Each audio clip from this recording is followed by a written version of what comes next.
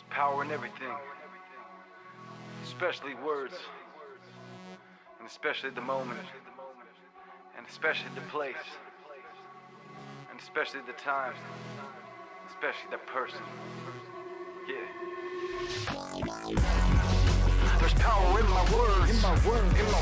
There's power in my presence, in my presence. There's power in the moment, in the moment. It's what we call it the present, the present. There's power in my words, in my words. There's power in my presence, in my presence. There's power in the moment, in the moment. It's what we call it the present. Yeah. My pen pushes power every time it touches pages. I let the words flower up and then I'm counting phrases, counting phrases while I'm bending bars and stacking rhymes. I dip my quill up in the ink, don't blink because it's action time. I'm acting kinda crazy, but it's nothing new. It's the type of power that we use to go and bubble through.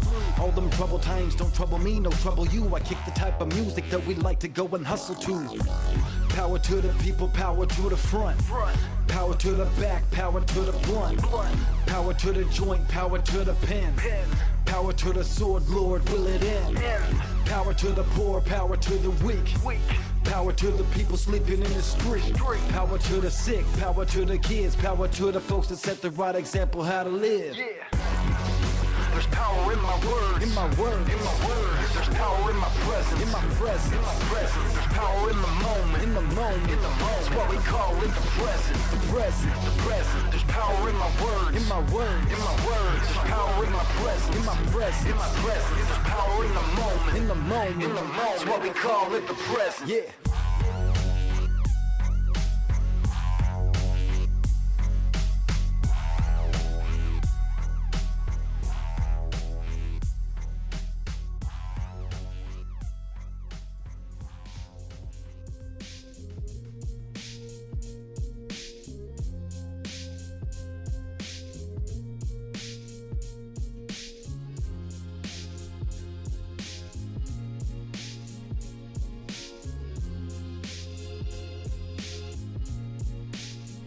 Yo, I came to disconnect you from the counterfeit. Cause when it's all said and done, it won't amount to shit. It ain't authentic, best believe I'm staying out of it. Middle finger lingers in the air to those who doubted it. Every blessing counted it, even when you counted me out. I rise above pseudo artists only down for the clout. I'm a big picture thinker while you read what the synopsis is. Feeling unbreakable, bulletproof like Colossus is. Gotta stay focused when I'm on the block. It doesn't matter if it's leisure time or on the clock. I gotta keep the mental sharper than a tomahawk. And you can see it in my action, I ain't gotta talk. Granted, when it's time to rock, bring it to your countertop. Heat in the kitchen, it can't deter me from completing the vision. It's like I'm trying to solve a puzzle, but some pieces is missing. How the fuck we supposed to heal the division? I gotta ask him what it is, though. That's why I ask him what it is, though. Me and my people handle biz, though. Been at it since we was some kids, though. That's why I ask him what it is, though. What it is, though. That's why I ask him what it is, though. What it is. What it is, though. Word to Nipsey Hustle, it's a marathon. So when it's all said and done, you gotta carry on. In every aspect, I'm reaching for the paragons. While we trying to blow up on the double like a pair of bombs. Elevate the lexicon, ex-con versus the con men. Far from conventional, I'm levels beyond them.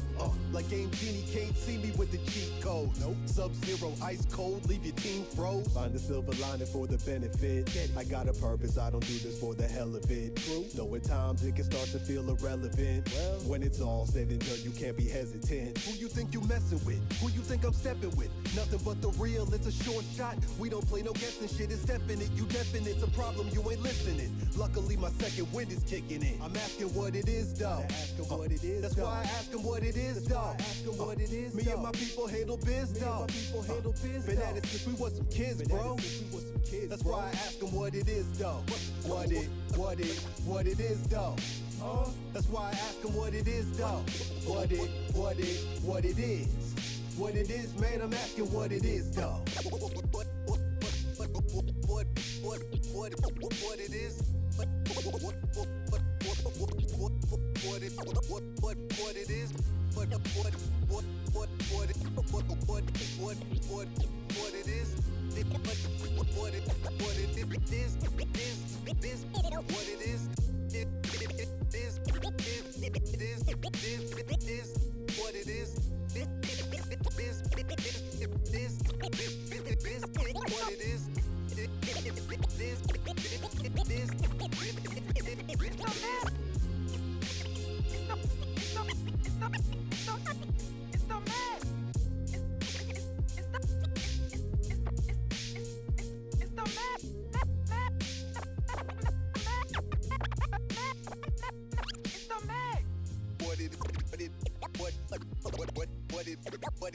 What it is.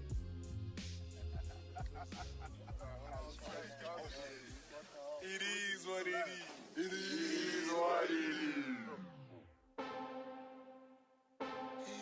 It's just you and me, baby. It's just me and you. That's right. You and me, baby. That B&B. That B&B. Just you and me. You and me, baby. That B&B. That B&B. Just you and me. Hey, what's up with my baby? Cameras and different, take a vacay. On the trip, you something crazy. Money in the opportunity, hit the place, my lady. Talking to son, take a race in. Water by the basin, go and put your face in. Blind for the picnic on the beach with a bowl for the switch. Got the gas for the taste is. Lucy kill, I'm dead in 0.5. Sweet suffocation in between your thighs. Howling like a wolf, soon the moon rise. Vanilla, I'm a warm American pie. Casino on the ocean, whatever's your vibe. Horizon to the sunset with no north side. Kicking lamps and knocking phones from the bedside. Champagne and sativa, boys got our head tied. Whatever you choose, know that there's only is two. And there's no way you can lose. We win, that's true. Just to get loose. Both of us acting a fool. Bacardi and pineapple juice. Drink preferred and safe word for a truth. Girl, you know how we do. It's just you and me, baby, that B&B. It's just you and me, baby, that B&B. Take you all of the places you've never seen. It's just you and me, baby, that B&B. It's just you and me, baby, that B&B. It's just you and me, baby, that B&B. Take you all of the places you've never seen. It's just you and me, baby, that B&B. I don't wanna be the one to tell you how to feel. I just wanna show you just how good I'll make you feel. Every word that's out my mouth right now, it is for real. Yeah, it is for real. I don't wanna be the one to tell you how to feel. I just wanna show you just how good I'll make you feel. Every word that's out my mouth right now, it is for real. Yeah, it is for real. That's right. Talking dinner on the pure high class cuisine. Anything that you want, you can get from me. Wifey type vibe to stand behind my D. Making memories, writing our history. In eternity, the duration. I stay hugged up tight all day after we wake. Diabetes could keep me away from that. Can't give me all the sugar in my bloodstream. Can take my lover, fighter, writer. Leave a secret praise in our picture to acquire. Be the intelligence, the brothers admire. When I'm near you, any hater can expire. We can hit the nightclub, dance for a record. Or hang out butt naked in a hammock, act never. This is you and me time. Drinking sweet wine. Working towards keeping good things and reach. It's just you and me, baby, that B&B. It's just you and me, baby, that B&B. Take you all of the places you've never seen. It's just you and me, baby, that B&B. It's just you and me, baby, that B&B. It's just you and me, baby, that B&B. Take you all of the places you've never seen. It's just you and me, baby, that B&B. I don't wanna be the one to tell you how to feel. I just wanna show you just how good I'll make you feel. Every word that's out my mouth right now, it is for real. Yeah, it is for real. I don't wanna be the one to tell you how to feel. I just wanna show you just how good I'll make you feel. Every word that's out my mouth right now, it is for real. Yeah, it is for real.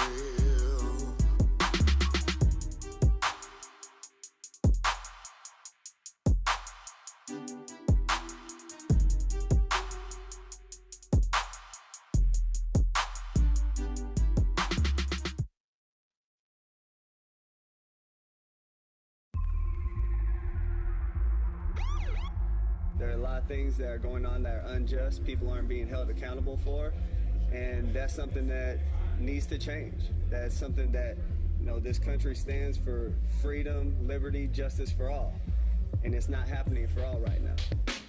Demeaning millions of demons, mediocre at best. Aim for the mental, don't damage the camera on the chest. Can all be so simple, miseducation was rampant. They probably should put the carpet on duty sergeant and captain. Pollution amongst the masses, humiliated as laughing. Slavery wasn't outlasting, the oxygen's not broadcasting. I'll carry out propaganda with glucose black in the plastic. Civil unrest is active, the activists lacking action. The same story, we're stuck in the past, DeLorean. Systematic domination, noses to the floor again. Attempting to spread fear, while smiling from ear to ear and knowing the body's here. See, the picture is really clear. The orange hypocrite, no different from policing pigs. They want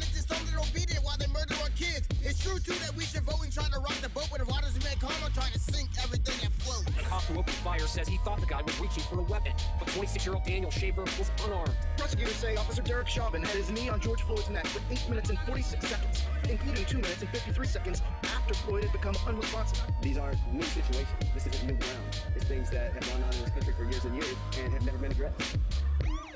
It's a real catch-22. Tax money pays your wage and I don't fuck with you. Black lives ended by pigs, sadly it's nothing new. Try to put your faith in a broken system, it's tough to do. Interact with a cop feels like a death trap. I don't feel safe when you around and I resent that. New laws and personnel, that's what we need. Sick of seeing public executions on my news feed. Real talk, how gross can it get? You made enemies out of people you're supposed to protect. And when they protest against you and all your immorality, how do you respond? Continue the brutality. A bunch of mindless tools, government foot soldiers, shoot a little girl in the face and shrug their fucking shoulders. Y'all better straighten up and turn it around. That's why the Minnesota precincts got burnt to the ground. So learn your lesson. You, my grandbaby, you killed him and you try to blame me. You know I never touched you, Mr. Weekly. You know I never touched you. You know you wrong. She was only 7 years old. Cops are getting paid leave for killing people. That's not right. That's not right by anyone's standards. In the US, I know I'm dealt with a bad hand, trying to beat the odds like the cops beat up a black man. Let me be a victim, I'm a suspect regardless. Fuck with me for their entertainment, one of our hardships. Always wanna be humble, I don't try to start shit, but humility's what they want us to crumble apart with. George Floyd, Breonna Taylor, and Michael Brown. Oscar Grant, the shit just gotta unite us now. Only chance that we got is a united sound. So middle finger to police in the entitled ground that they think they standing on when they doing the shit. Don't tell me that racism ain't institution, it is. Wanna take my life from me cause I'm choosing to live. Macing little girls, they don't care if they ruin a kid. Middle finger to the system, they use me. And my other middle finger, I'm flipping to Drew Brees. Who that? I mean, people are dying in vain because this country isn't holding their end of the bargain up as far as, you know, giving freedom and justice and liberty to everybody.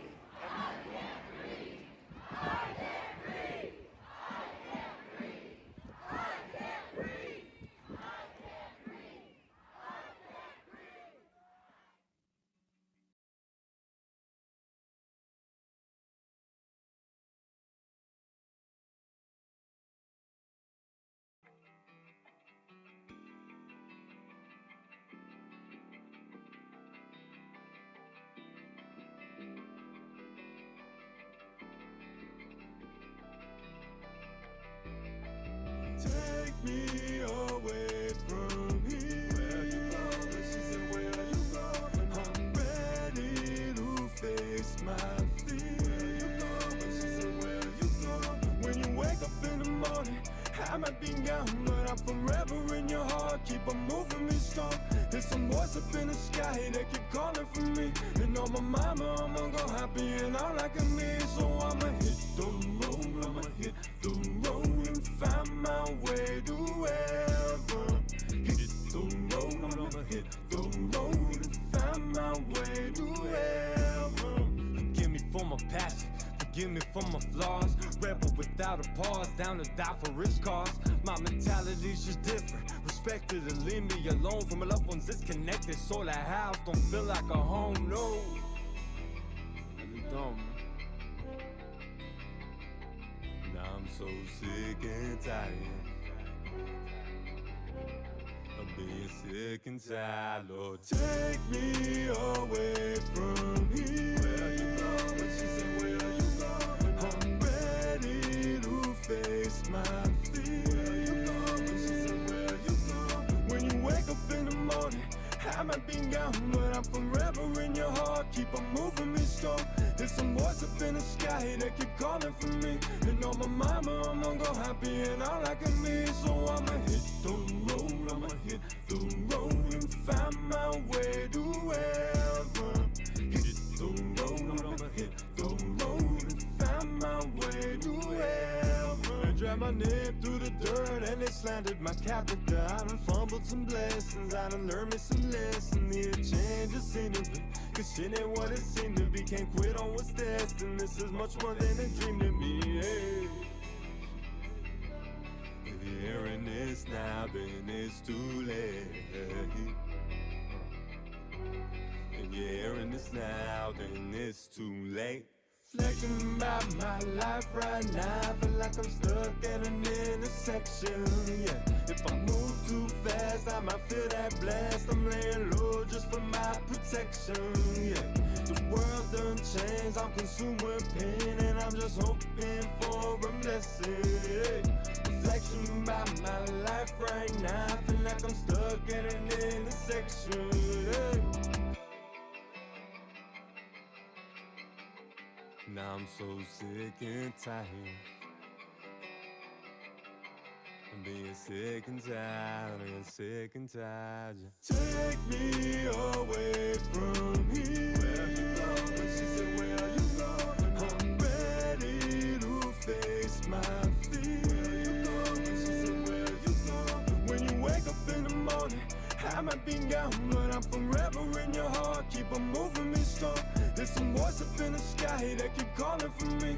And on my mama, I'm gonna go happy and all I can be. So I'ma hit the road, I'ma hit the road and find my way to heaven.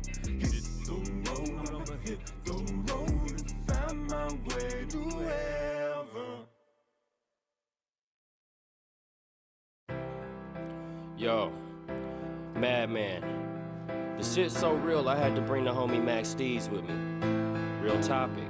A lot of females want to know what's my views on women and relationships, and why I am how I am, and why I see things the way I do. Well, if you really want to know, listen up.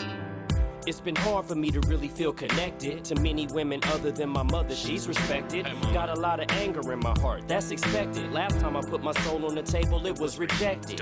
Meet a lot of hoes that seem to be with the game plan. Keep it real with them, don't know what they used to lame saying. Mama asked me about prospects, I ain't found none yet. Cause the last love of my life played my heart like a drum set. Oh well, I done live, now I'ma learn. Got a little love to give, but she got a lot to earn. The woman I'm referring to, not of your concern. I'll be alright, long as I got a lot of pot to burn. I done moved on, but remain confused about the nature of a woman's mental state when she asks you to call her later. When you do, she don't answer, you label her a faker. Is your statement legitimate, or are you a hater? Sometimes I think it's impossible to find girls who honestly care enough to be honest with me and not dishonor me. Integrity and camaraderie is my policy. If that couldn't possibly happen, explain it logically. I never been the type that you would say was emo. I just use my emotion to create a supreme flow. So middle finger to females that misled, and excuse me if my views a bit cynical in the head. Yeah, and so it comes to this. You wanna hear the truth? Here it is. I really ain't trying to diss or dismiss. I just wanna remind y'all that perfect does not exist. And they say ignorance is bliss, but if I didn't remind y'all, I'd be remiss. It's so easy to get caught up in the mix, searching for that perfect companion, but perfect don't exist. A perfect picture, ending with imperfection. When two confused people move in different directions, opposites attract, you thought you had a connection, but Cupid was mistaken and had to make a correction. You feel me? It all started with a stare and a smile. We hit the sheets hella quick, we was there for a while. Got you feeling like she'd never be the one to ever play around, but the signs were there, so like the beat, we gotta break it down. Break it down. Now she acting extra needy. I swear I'm not cheating, she don't believe me. She acting like she got a guilty conscience, accusing me but implicates herself with her comments. The whole relationship has drastically changed. Now it's just a passionate game of passing the blame. What was once a beautiful day is turning dark and stormy. The fuck didn't I listen when the homies tried to warn me? There comes a time when you know that you'll never mend it. A mix of pain and relief when you finally end it. It's a wrap. Cancel your policy, turn your back on monogamy. Harmony, no apology, back into the misogyny. Let's go. Some people like to air their feelings out on Twitter. I went into a hole, extra angry, hella bitter, until I found a chick that holds me down and that respects me. And I don't look for perfect, just a piece that fits correctly. You feel me? And so it comes to this. You wanna hear the truth? Here it is. I really ain't trying to diss or dismiss. I just wanna remind y'all that perfect does not exist. And they say ignorance is bliss, but if I didn't remind y'all, I'd be remiss. It's so easy to get caught up in the mix, searching for that perfect companion, but perfect don't exist.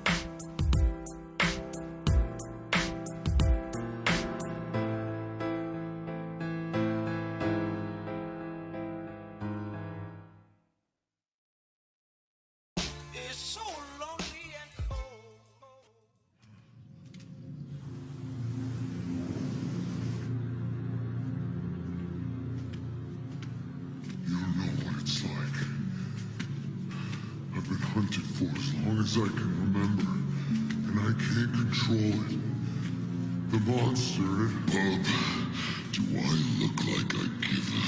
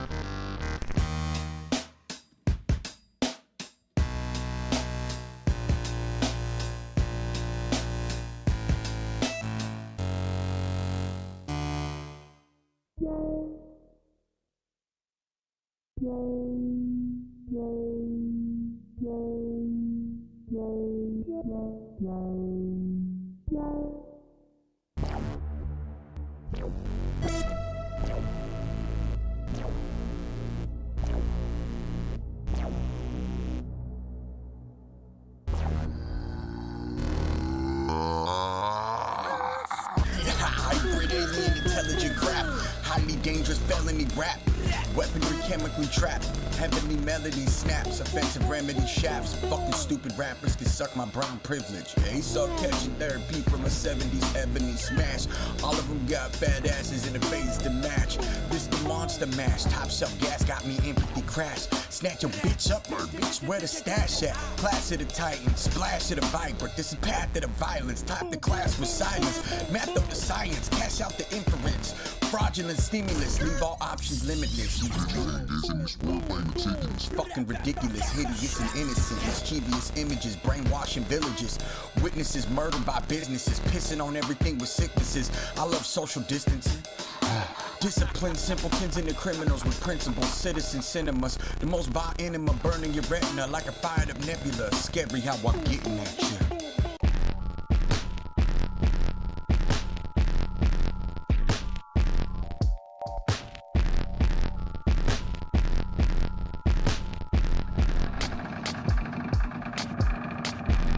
Holographic cannon, can't speak to the wall. Head banging before I could crawl. Two base or toothpaste, loveless or moveless, 10 toes wherever I fall. We gonna generate a moment of peace, foaming out the mouth like a beast, going rabies over the beat. We making this happen, no maybes. The world's a sketchy tank, homie, no maybes. I'll be rapping till I'm 88, that's no maybes. With my hands in a basket of fries with extra sauce, no maybes. Nothing like the sounds of nothing, it's beautiful, crazy. I'll let you know the truth, your favorite rapper lies in a boot. Your favorite rapper can die in his chain and shoes. Better when the city sleeps at night after a pool too. Always gritty. Next line itchy like a fiend who had a bad batch running shady through the city. Only nasty ratchets and lace, and we still treat them like ladies. You know the ones that hold your balls and take deep swallows to the face. I love chimichurri soaking the steak. Barbecue pork in my hand, check the drums of fate. Watch the snares land, haters still spitting on my name. Now, they live a life cycle of blasphemy, thinking life's a game. I work hard and only ask for small things. And great people in my life, good food and always questioning, is everyone alright? Bang the pads on their kai. Duck soup with extra broccoli and bok choy for the guy. Believe me, the fortune's always right. 1, 2, 3, 4. Always right. We making this happen, no maybes. The world's a sketchy tank, homie, no maybes. I'll be rapping till I'm 88, that's no maybes. With my hands in a basket of fries and extra sauce, no maybes. Yo, check it out! That's no maybes. I'll be rapping till I'm 88, rapping till I'm 88, rapping till I'm 88, that's no maybes. I'll be rapping till I'm 88, rapping till I'm 88, rapping till I'm 88, that's no maybes. I'll be rapping till I'm 88, rapping till I'm 88, rapping till I'm 88, that's no maybes. I'll be rapping till I'm 88, rapping till I'm 88, rapping till I'm 88, that's no maybes.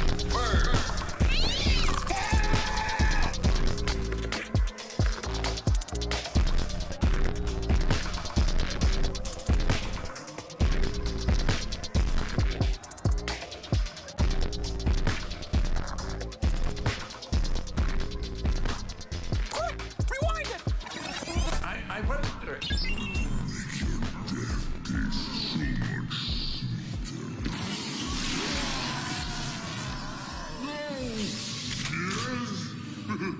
As in, yes, you're going to die. Bang! Just kidding. Click, click.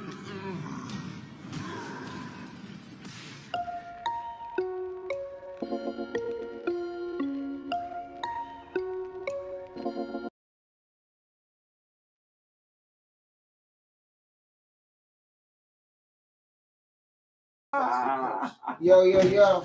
Calvin in the building. Yeah, that's it. Yo, yo, yo, yo. Calvin's got a job. Calvin is in the building. Calvin's got a job. What's up, Calvin? Big Chillin, what's cracking, man? We're in this motherfucker, man. Hold up. What up, Juice? What's good with it, y'all? What's up, What's Jackie? good, y'all? What's up, John? What's up, Mr. Juice? Yeah, pour one up, y'all. Let's go. It's Big Chillin What time. y'all sipping on out there, man? Yeah, man. What's going on? Had to come up on some of this good Yeah. Gentleman Jack. Ooh. What you smoking on? What you drinking on? What's Let up? your What's bro get a happening? cup. Let Let your bro get a cup. It's not ice in the Good Gentleman Jack for an opposite of a gentleman, you know what I mean? Like, that's how we do it. Some ice actually sounds good. I'm still in my crown. Oh, you still got the crown going. Still got the crowd. What's going on? We Big Chillin', man. Coming in real chill, man. Ring chill, man. What's good? What's good? I hope y'all like some of our tracks from our Diff Dope crew members. Yeah, slapping that shit on the way here, man. We got bangers out here. How's the sound? How's the sound? Let me know how the sound is. Let me know how the sound is. Did you it? Need me a red solo.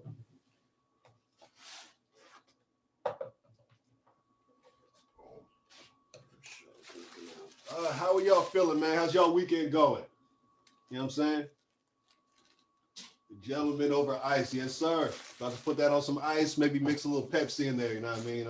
I think I'm about to just take mine over the rocks.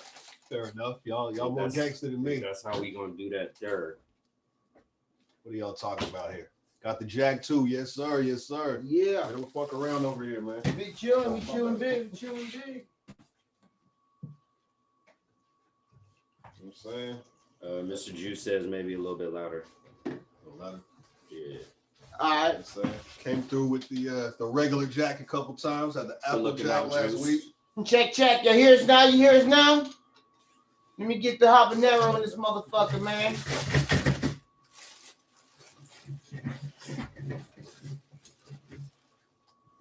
Oh, Pimp talking about that A-Saw track. Yeah, that shit slap, man. A-Saw got some bangers, though. You suck my brown privilege. That I like that. It was track one. That Lonely and Cold. That shit is monstrous. Let me get a. Hey, can y'all hear me? We don't want none. Hey, can y'all hear me?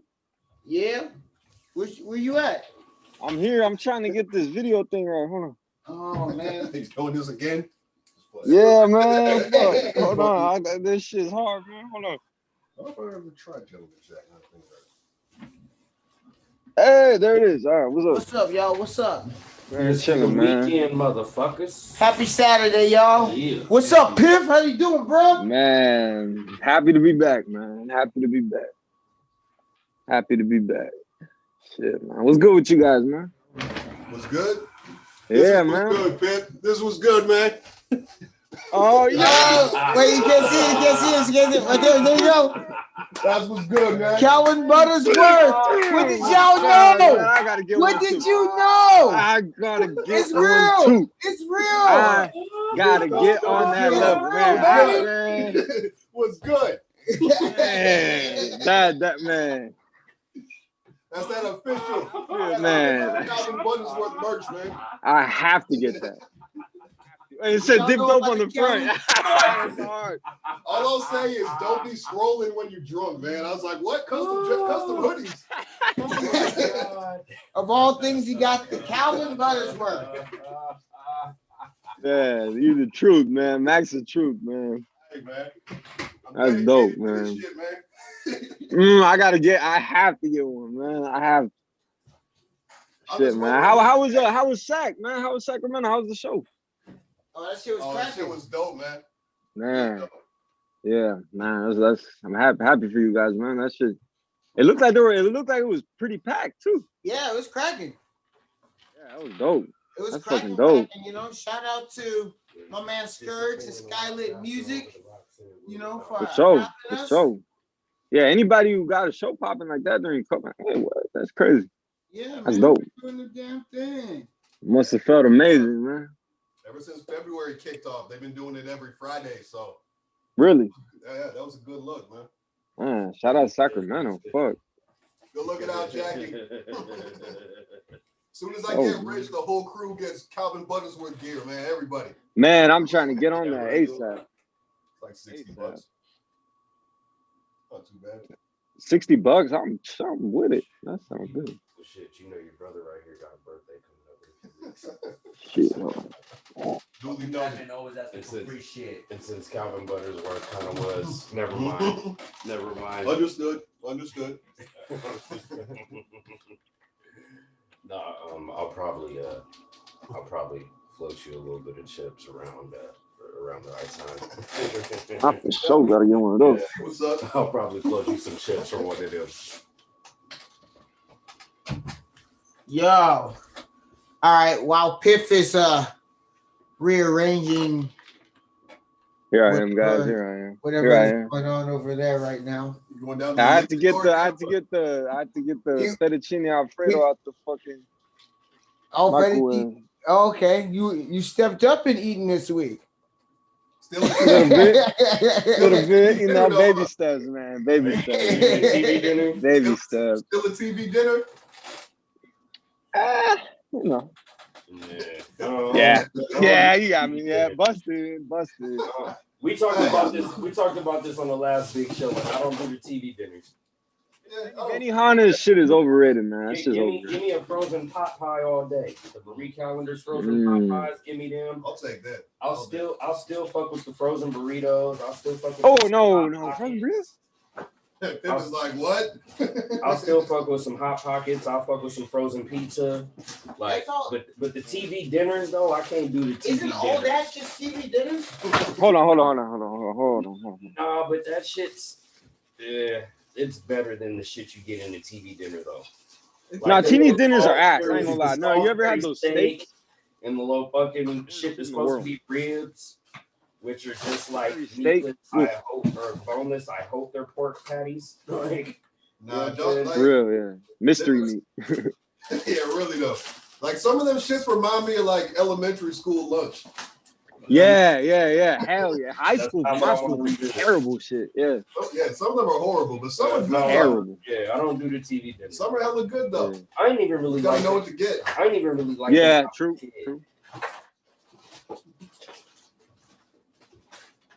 I just went simple with the fucking fettuccine Alfredo. That's simple. It's hard to fuck that shit up, even if you it's. can't go wrong with some Alfredo.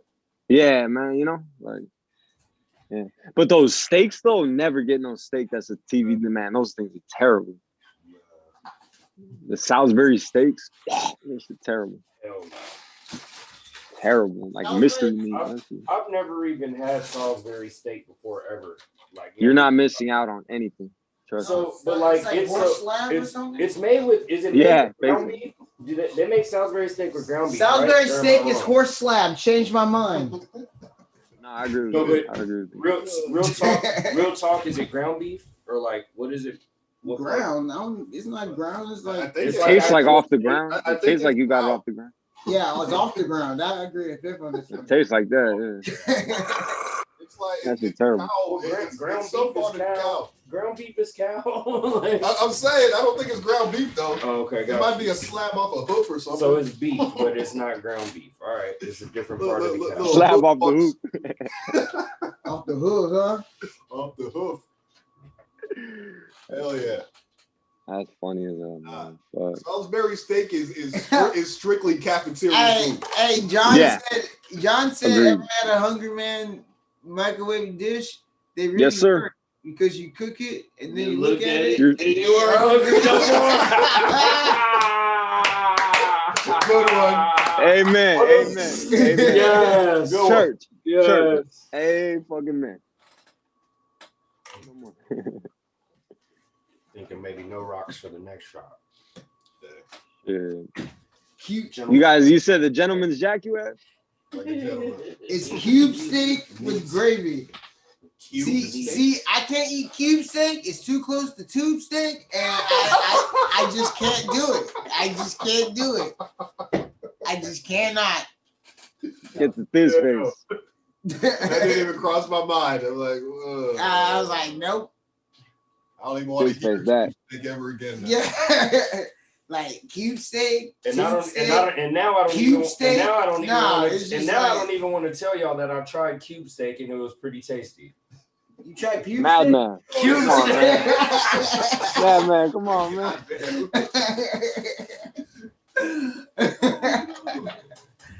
Oh man. Fuck this guy right here. This guy's an asshole. You guys remember that battle rapper by the name of Tube Steak? What the fuck? He was the one. What? He was the nigga that said. He was the nigga that said like. Why would you name it as a battle rapper, especially? Why would you name yourself that? Why? That's a bad choice. Yeah. Because rappers too easy to clown that name. But then they just eating dick. Oh man. Oh man. I'm gonna eat this guy. Oh, that's perfect. I like that. Tube Steak. Oh. That's an L waiting to happen. That's just an L waiting to happen. Like, never mind. That's an L waiting to happen. Walking L. Oh damn. Hey, check it out. Oh man, we are already having a really good time up in here tonight, y'all. Already. Hell yeah. So anyway, this battle rapper, you can't really call him. I guess he was a battle rapper. It wasn't a very good one, but like he would come up and be like, "I'm gonna punch you in the face," and after that, "I'm gonna punch you in the face." There. I was like, "Bars." Yeah. In the moment, that might be kind of funny. Just a little funny. It's yeah. He said Tube Steak and Daylight be going steady. Yep. Oh wow. Daylight can actually rap though. Some other shit. Yeah, Daylight actually has some another shit. But some honestly, another shit. He do too much. Way too much. He But do way too much. I mean, like he tagged himself to look like Batman. That's a lot. This nigga really showed up to a battle and performed in that battle as a slave. Like really took the character of a slave in one of his battles. He did that, dressed up and performed as a slave. All three rounds. That's actually kind of tight. All 3 rounds. That's actually kind of tight. Why? He tried to take a shit on stage too. I know about that. Wait, what? Yeah, that's Arizona. He did a battle in Arizona. And he tried to take a shit on stage. Excuse the fuck out of me. What? I thought it was a joke. Stripped naked. What? He stripped naked. Right? Yeah. Wow. What, security Naked threw him on out? stage too. Yeah, they threw him out. Fucking weirdo, yo. Dick in a battle. He battled a female and he showed his dick. Yep. And the sad thing about it is that this crazy off the wall behavior in the battle scene actually does work to get you views, and that's why he's still been booked after all this crazy. Yeah, it's just for views. It's the business thing. That's It's why. all about the eyes on the content. Right. That's why he still gets booked, because people will watch this fucking crazy shit. When he actually dials in and raps, he's one of the best to do it. Like he's said some, bro. He's one of. No, you can't deny that. You cannot deny that. Daylight, when he locks in, he's pretty. Yeah, I agree. People that can fuck with him. Like he's about to battle luck. It's just that he spends a lot of time on theatrics, which doesn't really allow you to focus on his skill. There's quite a few battle rappers that I can name that are better than Daylight, and a lot better. I mean, Cheers it up. Cheers up, y'all. But yeah, I just was never a fan. I thought he was always more antic. And you said when he buckles down and really raps, but that's rare anyway. Like that's rare that he actually does that. He beat Tay-Rock. He beat the shit out of Tay-Rock. Yeah, he does. Tay-Rock's one of the best too. But I'm saying he whooped on Tay-Rock. Like I don't know. I haven't seen that battle, but and I'm not a huge fan of Tay Rock anyway, to be honest with you, since you mentioned him. Like, I'm not a huge fan of him. He's dope. He's good. He's good, and he does have some dope performances. I think he overdoes it.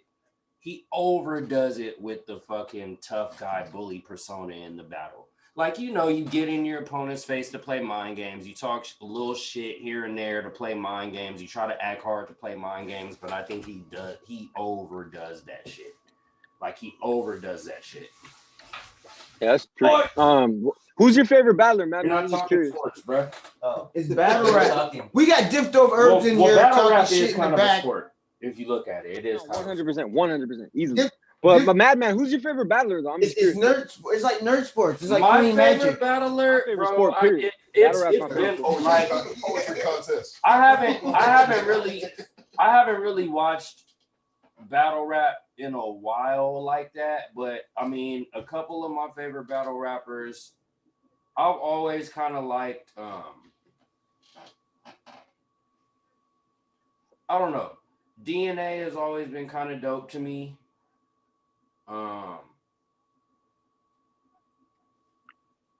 Like Dan has always put it down back in the day. You know what I mean? Back in the day. Zay, baby. Caustic used to do his thing, you know what I'm saying? Fucking that's just naming a couple. But like I said, I haven't really been into watching battles in a minute. You know what I mean? Yeah. Shout out to the homie Sasquatch Josh, who still be doing this thing on the Battle of the Zay scene. You know what I'm saying? Daniel Blackton. Yeah, they still be doing their thing. You know what I'm saying? That's good. That's good. Good. The San Jose as a scene. That's good. Did y'all ever hear this battle rapper back in the day? His name was 9DM. Nah, I haven't. I'm not familiar with that name. Yeah, I think he was from like Washington or something. That dude was hilarious, man. Like the state of Washington. Yeah. Yeah, he was doing his thing in a grind time back in the day. I don't think he's around anymore. Okay. But, I'm in the. I be watching the URL though. That's like the league I be focusing on.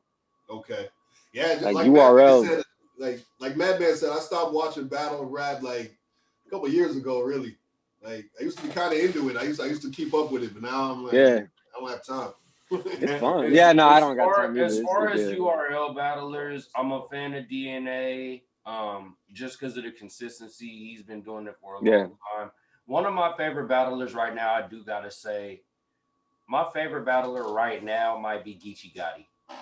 I fuck with Geechee. Yeah. Geechee Nah, I Gotti fuck with him. He's from Compton. He's from Compton. He's raw. He been doing his thing like over the Surf last, beating. I would say over like the last 3-4 years.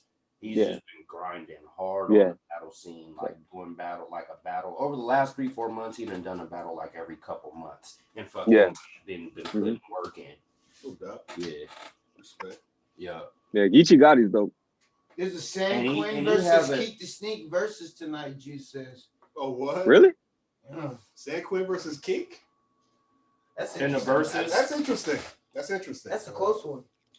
And that's gonna have the same. And that's gonna have the I same. think San Quinn easily wins that. Easily, as far as songs. No, I don't know about that. I think San Quinn. I don't know about that. San Quinn's been doing it way longer than Keek. Way harder than Keek. He got on the Quinn has some slaps, bro. He's dope. I fuck with Keek, but San Quinn. He got some smackers though. Not because of Yeah, Keek. he do. But San Quinn's just been doing it way longer. Because of features, because of features and production. Not true. Keek's got solo shit to smack. Wait, look this up. So he said, isn't Tube State production and features Thugnificent from from the Boondocks? Sneak back to state. He's battling tonight. What? Thugnificent versus Life. What's up, Chris Reese? So the bro. So with it. Yeah, I ain't heard nothing about that. Yeah, I never heard that. No, I think You're more of a San Quinn fan, Pip? Yeah, man. Yeah, I always. I agree with you, Pip. I think he has his own. He's very unique. And I'm not gonna hate on him, but I've just never been a big fan of his music. Yeah, Yeah. No, I fuck with Keek too. I definitely fuck with Quinn. I like them both actually. Like one of my favorite Bay Area songs of all time is "Hands to the Sky." It's a San Quinn featuring Keek. I think I know that song. Yeah. Hands to the sky if you hide tonight. Yeah, that shit smack. Yeah, I know that song. I heard that song. That's a good one. I don't know. Like honestly, in the Bay, I think like most people would give it to Keek. If I'm not, Yeah. But that's only. Yeah. Do you really feel like Keek had better songs? I don't. You really I feel would his say- songs feel were better like- than Quinn's? I think Keek has more stuff I like. If you're talking like who's the biggest in star power, I'm just more talking songs because really that's what Versus is about. Versus is a song battle. So like who do you think in your opinion who had better songs? depends on who's watching it. Are cats getting hypey or are they or do you got some OG NorCal listeners? I think because if you're gonna go song for song, like who has the best quality of songs, I would say Quinn. Mm-hmm. But if you want to say who has the biggest pull on songs, then it'd go to Keek. Yeah, I mean, pull as in pulling more Who's more ears. Who's Is that more what you're well? saying? Yeah, who's more well known? Keek is way more well known than San Quinn. really? You think so? No, definitely. Absolutely. Keek was on MTV. Keek had like worldwide fucking smashes, man. He was at the top of the hyphy movement. Quinn never. Yeah, you're right about that. So when 40 went major, Keek went major too. Because to tell me when to go, yeah. And for super hyphy. Super hyphy, yeah. Yeah, okay. Super hyphy's a smacker. I don't know what San Quinn song would beat Super hyphy. Super hyphy's one of those joints. Like, There's not one of those joints. Yeah. that can beat super hyphy. Didn't they did a whole album together? No, they had that one song, that She Fine song. Like that's just a few songs together, man. They did a whole like album.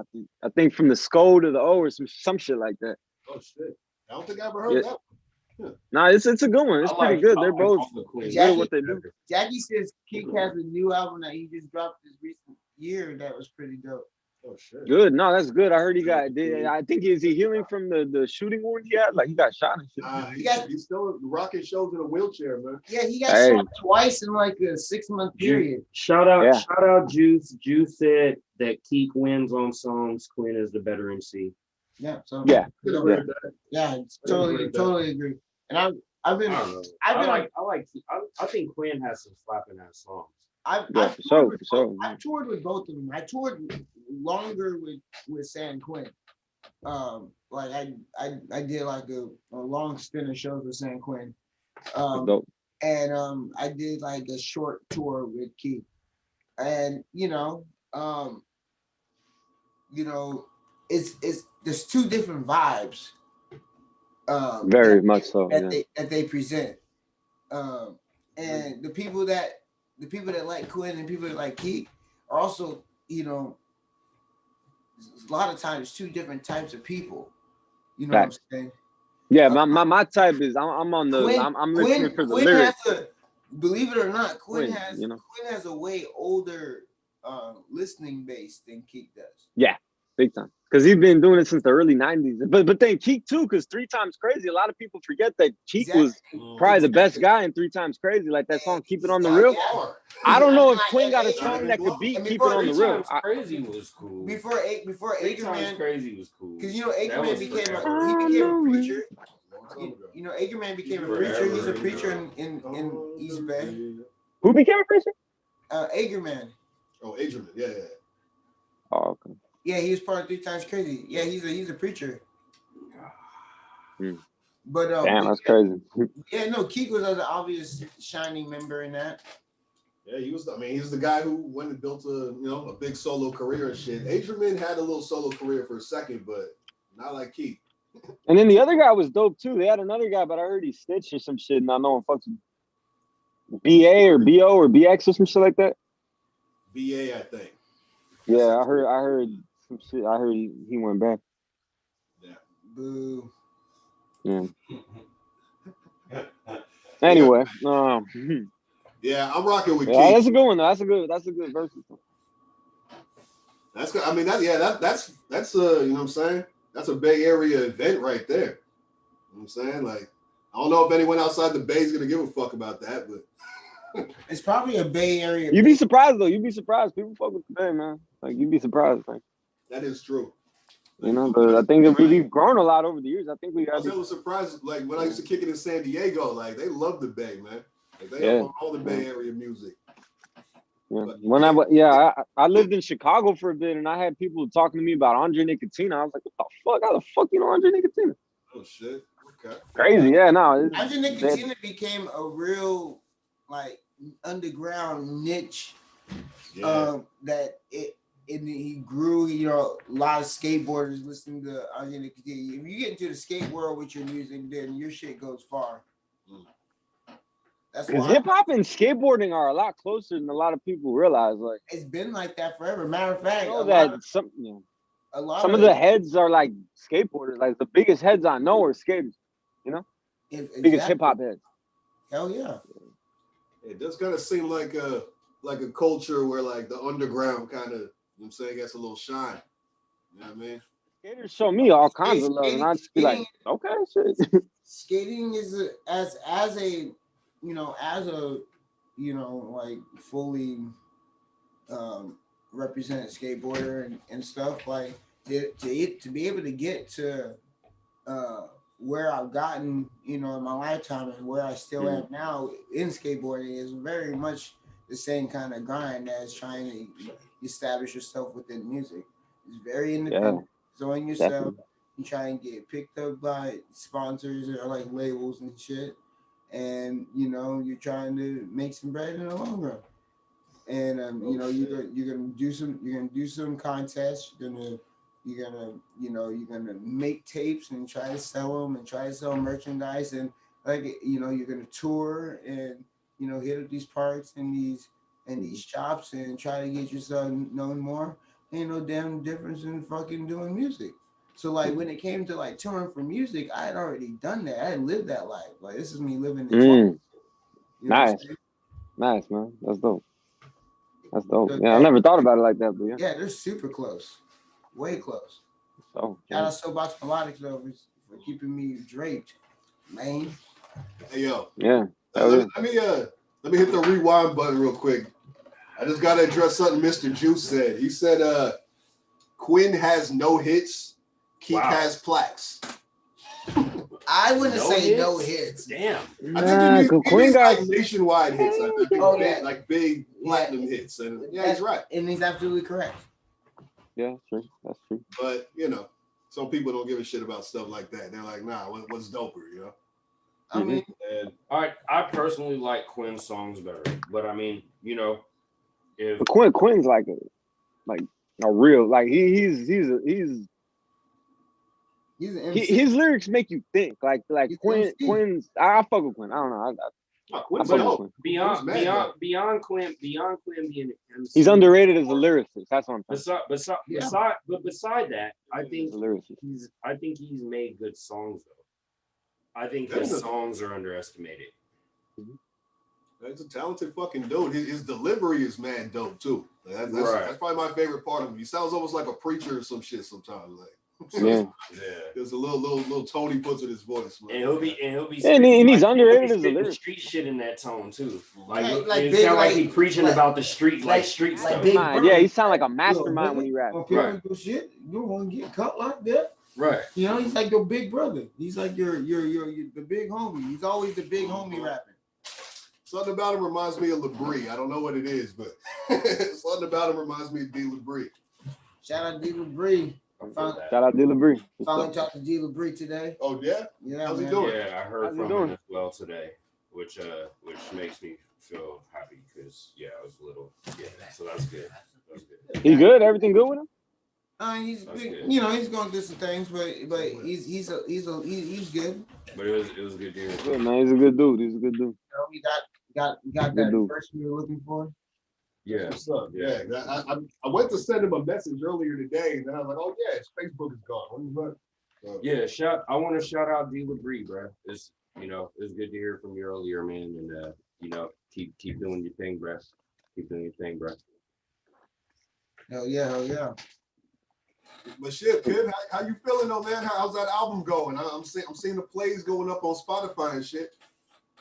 Yeah, man, I was able to finally get my music on some playlists, and man, that shit works, man. Shit works, those playlists, no lie, yeah. So you playlists work. Getting the pre-saves work. That if it wasn't for that, then you wouldn't be in the playlist. You know, for example, while we're talking about pre-saves, y'all make sure you pre-save B&B. That shit comes out on Thursday. Yeah. I'll try to get us some playlists for B&B as well. And then while you're out there, you know, if you're an Apple user, the macro project's already on Apple right now. Oh, it's everywhere. So Spotify, it's on YouTube. All right, so blow up the macro project. It's already there. Do that, yeah, do that. Check it out, y'all. All streaming platforms. There might be a couple that hasn't reached yet, but most of them is there. So the macro project. If you use Deezer, I'm sure you gotta wait a little bit. I don't even know what the fuck that is. I don't know what the fuck Deezer is. Yeah, I don't know Deezer. I tried Deezer a couple times a long time ago, but Deezer pays well, and I think it's used mostly in other countries. I tried it a couple times, but it was a long time ago, and like it was hella slow. Like I couldn't even I don't know. It was hella fucking slow. It didn't. So I don't know. Oh, you had it there? Yeah, it's just sitting there. I'm surprised it ain't melted yet. I thought it was empty because I was in here fighting the other guy. We haven't been talking sports yet, bro. I know. I like it. Oh, nice. There you go. It's because you got the Calvin Buttersworth on. You can't drop nothing with the Calvin Buttersworth on. It is physically impossible. You can't do it. You can't do it. I literally just caught a bag of frozen something like Calvin Buttersworth. Buttersworth. It's on you, bro. It's on you. Damn it. Buttersworth. I got that Buttersworth magic, man. Man, what did you think was gonna happen? You thought it was just apparel? You thought it's just supposed to keep you warm? I feel like I can sing right now. I'll start hitting Pip Habanero notes. Go ahead, man. Go for it. Power. We'll do it at the end. Got the power, man. Why? Y'all laugh now until y'all keep laughing, man. Y'all gonna be asking for a hook at the end of this shit.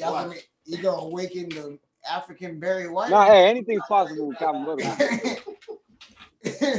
You could probably fly, bro. You just don't know yet, man. Yeah, probably. Probably. We'll check after this episode. Yeah, man. We might have to take the camera outside to see just how much height Matt gets. Levitate. Yeah, I gotta give me one of those, man. Hey, did you customize it? You customized it, huh? Yeah, just custom site popped up on my timeline. I was fucking faded, and I was like, why not? He has to get a custom made because the official Butterworth jerseys, they're out nationwide for like the past 5 years. Oh, so, yeah. You can't even find them. You can't even. They're just sold out. People get them that fast. That fast. As soon as they drop it, you thought the PS5 was before it dropped, bad, bro. Like he did the Jay-Z. I seen a lady hit somebody over the head with the stroller with her baby in it for the last Calvin Buttersworth, bro. I don't blame her though. Yeah, I can't blame her. I can't. Wow. Baby's Hey, you said Herbs is over there? Yeah, Diff Dope Herbs is over here. He's chilling. Where you at, man? He's waiting for sports so he can talk shit. Sports. My guy. Oh yeah. Oh, me and him gonna love that, huh? Oh yeah. We'll be here talking sports. You and Herbs will be having a whole different conversation. Like fuck this shit. Hey, hey, man, shit. Shit, anything possible.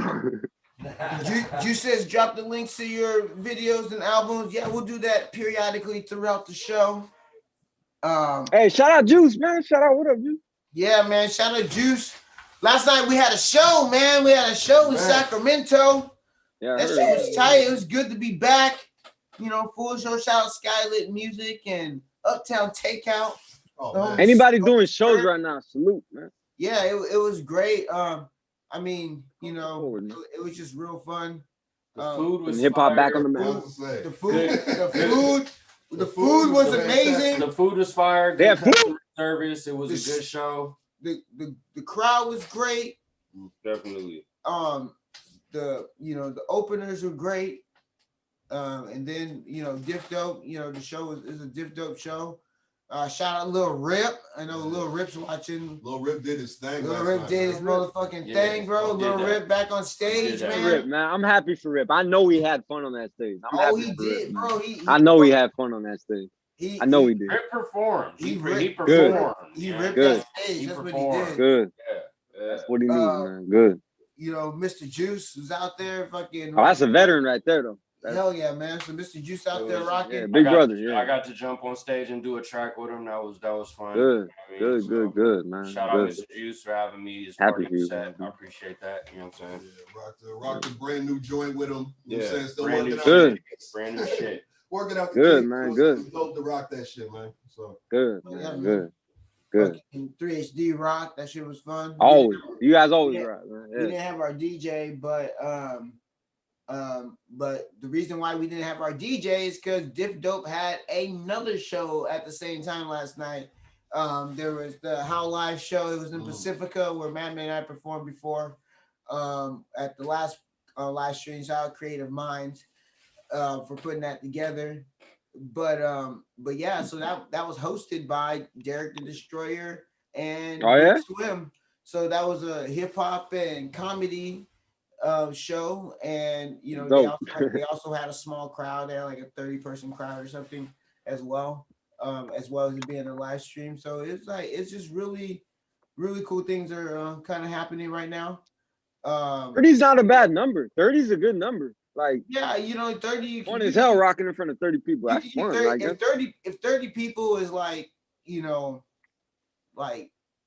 6 groups of 5, you can like spread that out. You feel me? You know what I'm saying? Yeah. So it's cool. 30 is great.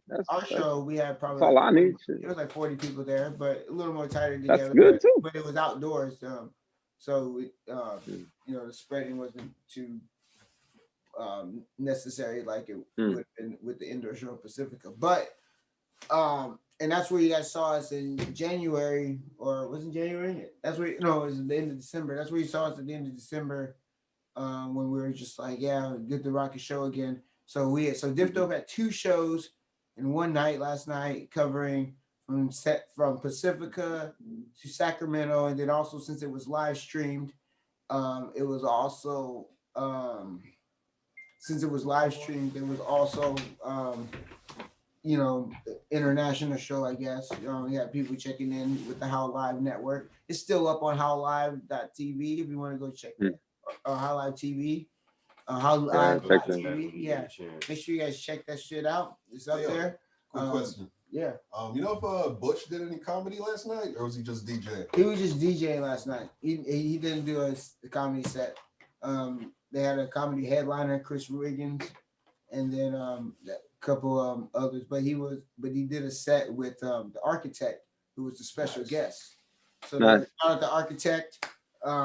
He's been doing hella shit with A+ lately, and he's really just been on his grind. So big shout out to big homie Gary doing his thing, man. Repping that real hip hop shit and taking Butch under his tutelage as well. Nice. Good for Butch. That's good for Butch, man. Absolutely. So Butch is getting better on his end of things as well. Good. Everybody's moving up, man. I like that, man. A lot of growth, man. It's good. Yeah, Rip and Jackie, good to see y'all last night, man. Absolutely. Good to see y'all. Thanks for coming out. Doing the damn thing. It's dope when Diff Dope has like an army in the building, you know what I mean? We got the whole squad in the building, you know what I mean? We got the merch popping. Yeah, we showed up and they was like, oh shit, oh y'all serious? I'm like, since y'all say that, since y'all say that, 150 miles up, we still rolling. So since y'all say that's that, what's up. That's what the fuck's up, man. Hell yeah. There was at least 24, 25 people there for Diff Dope, including y'all who performed last night, Diff Dope Takeover. Oh. Yep. So we need to do more shows like that where it's just shit. Diff Dope just comes through and takes over the whole roster. I'm trying to get on that, man. Well, listen, if you guys remember when Diff Dope started, that was always the point. Oh yeah, I remember you saying that a number of times. That was always the point. To be like, hey, we got the show. Don't worry about it. That was always the point from when Diff Dope started from the very beginning. It's just like, hey, you know, we got various artists of several different, skills and niche genres, styles, all that shit. And the point was that we would always have a show. You don't even need to book the show. We got the show. Mm-hmm. So like we got the whole show. We got a DJ. We got artists. We got you need some comedians. We got that too. Now we got comedians for the middle. So we got hosting. You know what I mean? Yep. Derek will be one hell of a host. You know, on the technical end, you know, there's me. So like literally like equipment and all. We're the fucking show. So now, like when venues were like hella fucking open and shit like that, we had several opportunities for us to do that, but it wasn't like a lot. I guess we did have a lot of opportunities to do that, but like we still like opened it up to facilitate for others because obviously we're trying to expand our brand and our audience. So just bringing our audience to a show solely, isn't anything beneficial there for anybody except for like another good time. So obviously we opened it up, but now that venue space is a little bit more limited, they're not going to want to open it up like that. So they're going to, venues going to be looking for more like all inclusive. Hey, what you got? I'm like, well, we got promo, we got the DJ, we got equipment, you don't have to do anything but unlock the fucking door. You know what I'm saying? And so that's going to be more of something that they're going to be appeased by, not having to do so much and like bring so many people and hands and contacts in due to everything. So it's definitely an advantage for the team. So you saying they're doing that thing in SAC every Friday? Yeah, they've been doing it every Friday for, I think, this is their 5th week, and then they have at least like 3 or 4 more weeks planned out. Yeah, it looked like one hell of a venue, man. That graffiti all over the place. That's so dope. It was dope. And then I seen a clip of some dude like breakdance. That's hip hop. Oh yeah, that's hip hop. They had an impromptu dance battle. Yeah, that's fucking dope. Yeah. That's dope, man. That's dope. And all that. That's dope. Yeah, man. I gotta get to the next one. Hell yeah. That's dope. It was nice, man. It was cool. Happy for you guys, man. You down the stage and everything. That's cool. Yeah, shout out to everybody that fucking came out, and shout out to the big homie Scourge for holding it down. Hell yeah. I have to get my man Scourge on the interview soon. Yeah, we got to. Shelly show. Definitely got to do that. So. Yeah, that felt good last night, man, to finally get back to what we do. You know what I mean? Yeah. Back in the element. Hell yeah. Oh wow. Hell yeah, man. This was cool. It's good, man. So. All right. So, as we move right along, couple things going down. Waiting for my man, fucking Royale to clock in with me. I know he was having a tech issue, but he might just have to call in or something. He's got some dope ass fucking beats, man. I ain't gonna lie. He's got some. Yeah. He actually Royale actually sent me a folder of content like beats and like tracks he's working on and shit. So we'll get a chance to hear. We get a chance to hear what he's been working on. Even if he doesn't make it, he made sure he sent that ahead of time to me. So while he figures out how to get on, it's just connection wise, things are really shitty right now in Spokane. They're under fucking like 4 inches of snow right now, and it's just been kind of relentless up there. So they've been dealing with connections being cut all over. So if he doesn't make it in, then no worries, because we definitely have some there, and he'll check in. If he doesn't check in today, we'll get him a check in another day. But we will fucking play some of these motherfucking beats that he gave us, because I'm sure they're fire. So I can't wait to hear what that shit's about. He produced Nobody Could Save You, right?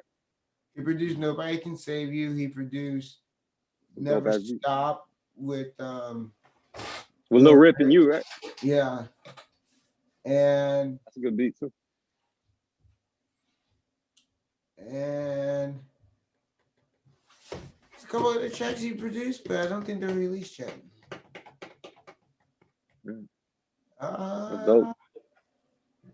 Yeah, there's a couple other tracks, and I don't think they're released yet. So, how'd y'all meet? Oh shit, man!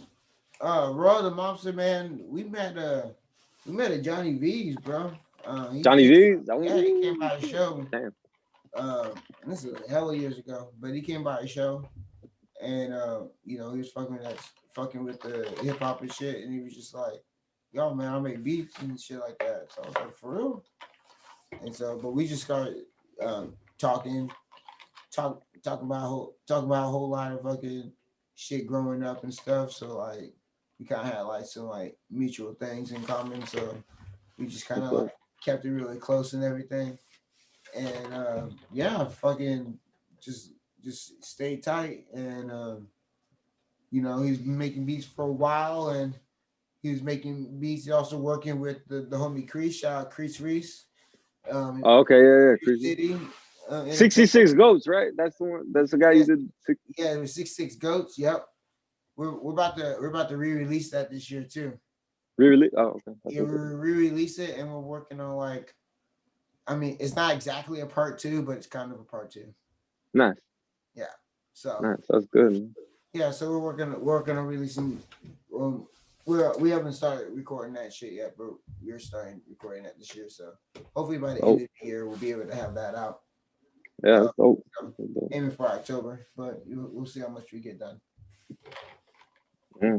We built a whole lot of bridges in the Johnny V's era, huh? Because I remember we had a couple people come from like other states to perform. A lot of people. Like, yeah, I was gonna say a lot of people. I mean, shit, I ran a show there at least twice a week. Yeah. Yeah, it was good old days, man. I don't know. There's some weeks where I had a show there like literally like 6 days out of the week. Yeah, I remember. Should have just lived there. Pretty much, yeah.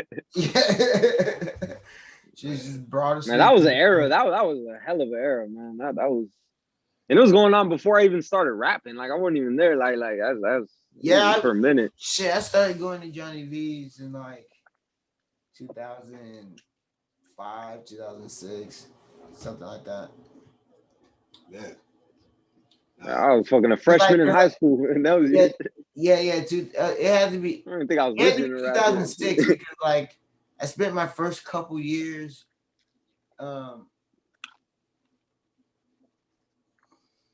Okay, the first time I went to Johnny V's, I don't think I was 21 yet, but I only went. Me neither. At one time. Yeah. I mean, people rarely were. And then and then we went to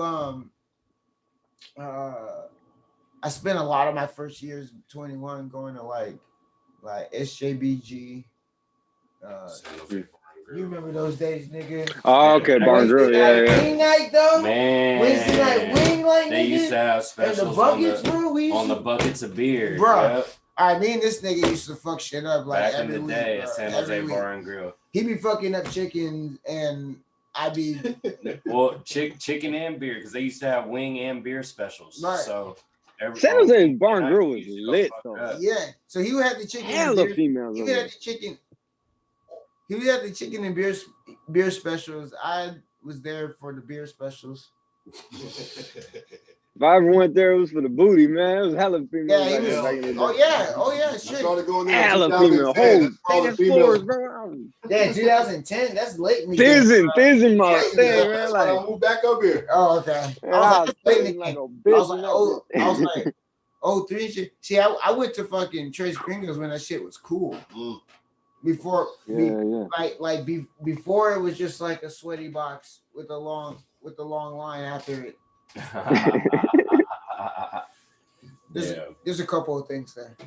that little block there, fucking Tres Gringos and same company. Yeah, right next to each other and shit. And they also own Voodoo. Voodoo. Just like you Voodoo like, Lounge, man. You like walk back. Yeah, I don't know about the Voodoo Lounge for sure. Voodoo was the shit. I heard about it. That was one of the best music venues I ever been to. Yeah, Voodoo? Say a lot of Sandra. I don't think I ever went. Touched the stage at Voodoo Lounge back in the day. I performed some of my biggest shows ever at Voodoo. Like I performed with the first time I performed with the Dog Pound was there. Oh shit! I performed with the Dog Pound 3 times. I think that was the only time where it's actually the whole Dog Pound. Damn. You know, that's legendary shit, man. Yeah, I know it's crazy. I performed with Yin Yang Twins there. I performed with Warren G there. See, I was supposed to be on the fucking Warren G show. Oh shit! But the security guard was fronting like he was the fucking promoter, and he was acting like, "Yeah, I got you, man. I can get you on this." And then I found out later he's a fucking security guard. I was like, "You can't do anything, man." Oh my gosh! Lying ass motherfucker. That's whack. That's whack. So I spectated that show. It was dope.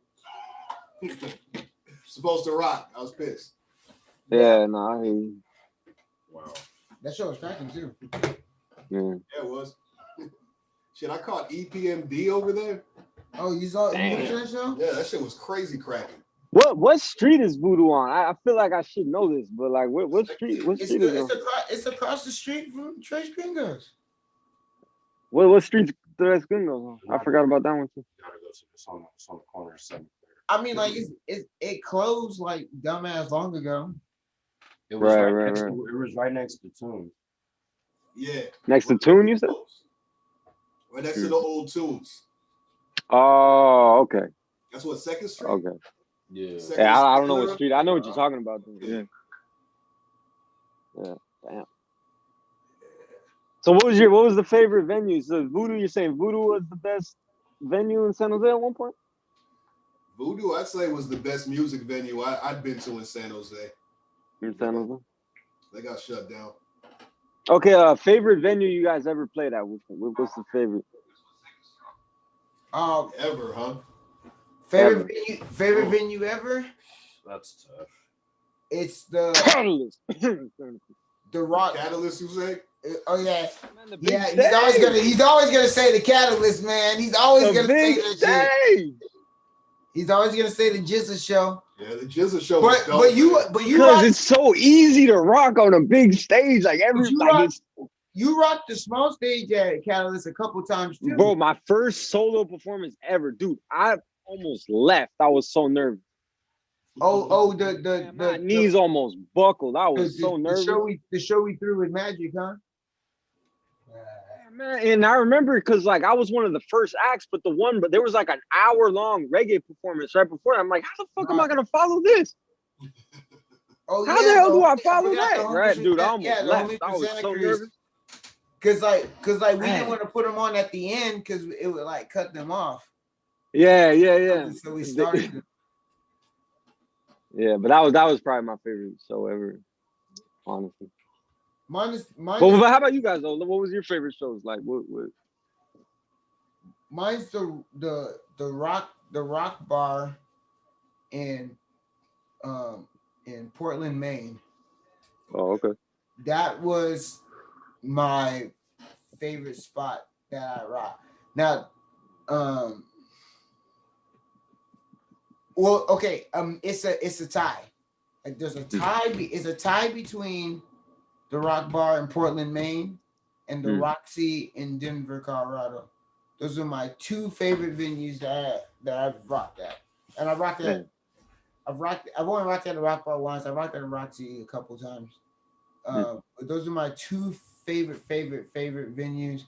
And I'll give a honorable mention to the club in fucking San Diego, just because it's a strip club. Yeah, that was dope. That was cool. I was thinking about that shit today. What up, Titus? Long time no see, bro. What's good? What's going on, man? What's happening? Mr. Juice. Welcome back, House fam. of Blues. House of Blues anywhere is always nice as fuck. Agreed. Hell yeah. I've never played at a House of Blues, to be honest. I never got to. Me neither, but it's a dope venue. In Chicago, is the House of Blues in Chicago. That's dope. Oh, the lot, yeah. Yeah. I caught Nas at the Anaheim House of Blues. Nice. Ooh. Fucking Cypress. Ooh, that sounds same good. spot, I believe. Damn. But as far as actually rocking, I'd say my favorite spot is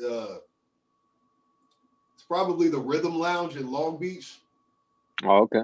That one, and then maybe the Airliner in LA. I was gonna say I forgot about the Airliner stage. Airliner in LA is hard. Okay, the Airliner stage. I forgot about that. I really enjoy rocking at the Airliner, and I also really enjoy rocking. What was the name of that spot in Frisco where we did the Pep Love show?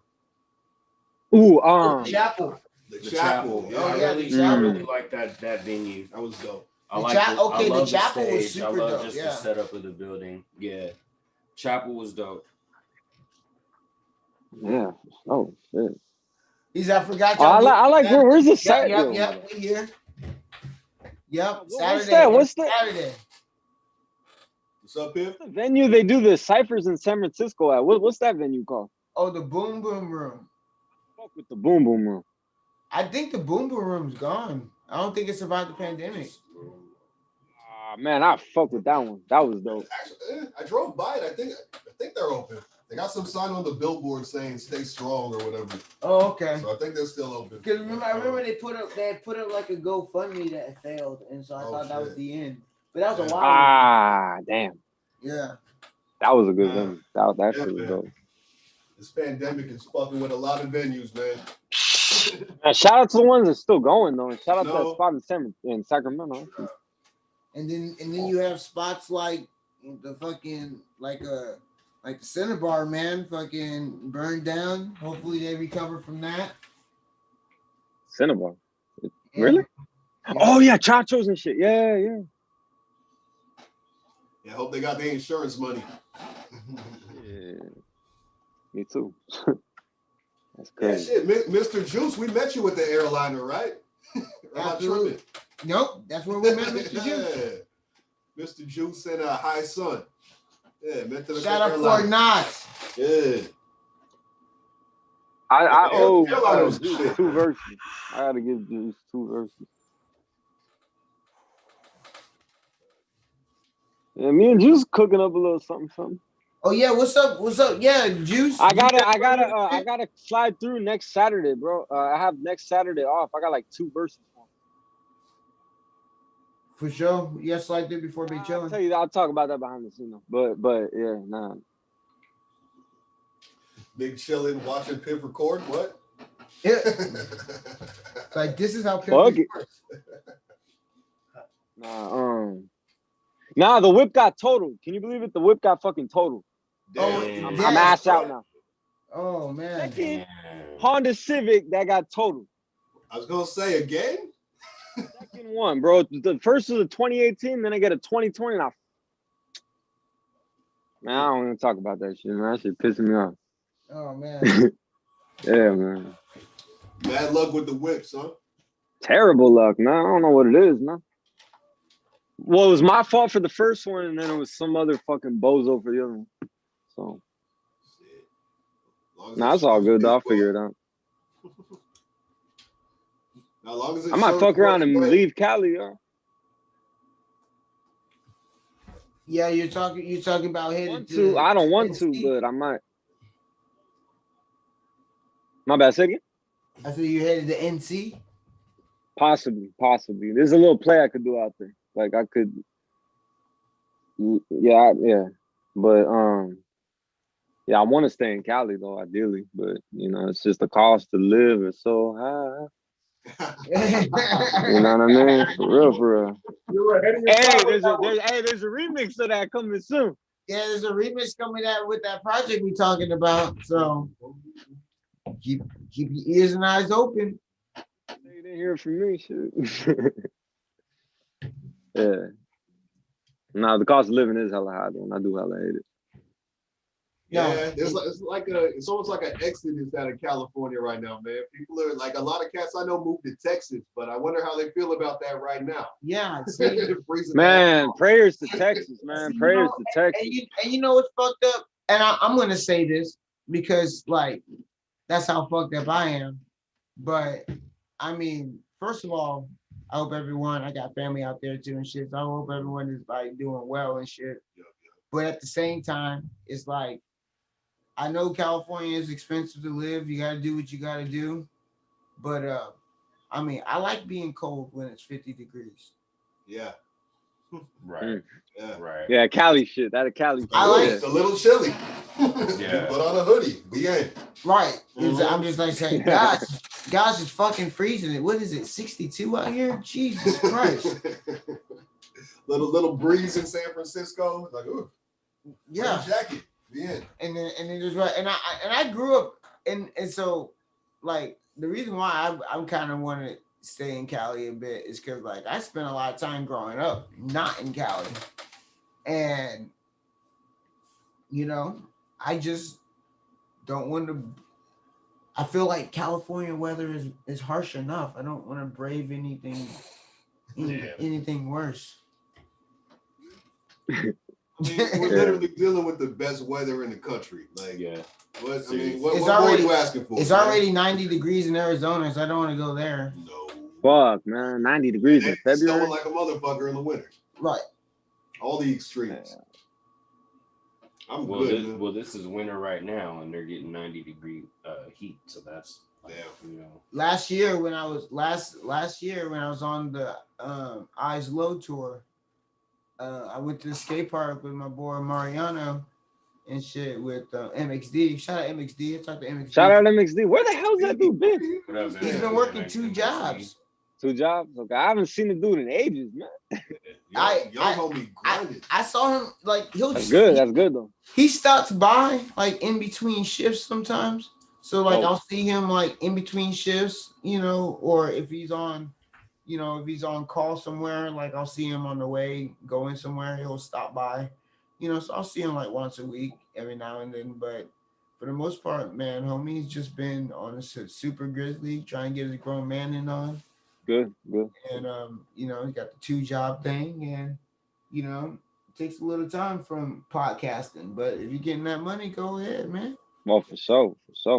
Yeah. Ain't nobody mad at you getting some paper, man. Hell no. Especially not out here. Yeah. Real talk. And he still got some new shit coming soon. Yeah.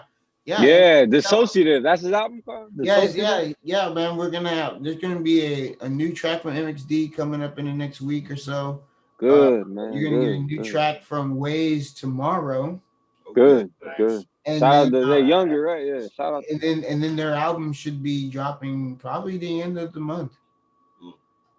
So different. I'm looking forward to it. Diff Dope is grinding, shining, 17 and forever beaming. I like that B&B song, man. It's a different mood, man. Like you be so versatile. You make it work, man. It's just dope. I like B&B. What'd you say? I said I like B&B. You're so versatile. Like you doing one type of song with it and then a whole nother direction, but killing it both ways. Like it's dope, bro. Oh yeah, it's because I'm literally insane. Yeah, you got that do or die. The flow reminded me of like do or die. Like it was tight, man. I fuck with it. He's like, I literally live with like 6 different people in my head. Sounds like a party. Yeah, right. But shout out everyone that's been checking out B&B. I hope you guys like it. If you haven't seen it, checked it out yet. It's on Bandcamp. It comes out on Thursday on all streaming platforms. So go pre-save it. I got the official YouTube channel, so like all my stream music goes straight to my YouTube channel now. So make sure that you check that out. Become a subscriber if you're not a subscriber. If you are a subscriber, thanks. And we got new shit coming. I'm actually dropping a new video later, but I'm gonna give you a sneak preview tonight. I'll probably upload it like as soon as the podcast is over because I can't use 2 YouTubes at once. I mean, I could, but I'm not going to. Oh yeah, I might. Yeah, I might upload it while we're still online. But yeah, man, got a new fucking track starting tonight, and fucking sounds like a cipher. Yeah, definitely. I'm always in the cipher, just trying to think, bro. Sound like a cipher. Someone said. That's funny. Yeah, yeah. But got Smooth YD on the first verse. You got Murderers YD on the second verse. You got Hippity Hop YD on the third verse. No, but that's something Pips always said. He's like, how are you so versatile? And yeah, man. One like I never write a verse the same way. I never come at a verse the same way. Ever. I think that's kind of like the fun in it for me. You know, like I like as much. I stopped making beats because I didn't want to rap on my own beats. And I felt like I would be really inclined to rap on my own beats because I like collaboration. That's kind of like the fun of making music. Mm-hmm. But then also the other fun of making music is like, how can I flip this shit different? You know what I'm saying? I don't ever want to get stuck in like a cadence, mostly because I get bored. But other than that, I think it's kind of fun and sometimes challenging. I don't really think about it so much, like, oh, I gotta come differently. And I just think like if I start away and I don't like it, then I'll scratch it, and it's probably just because it sounds like something else to me.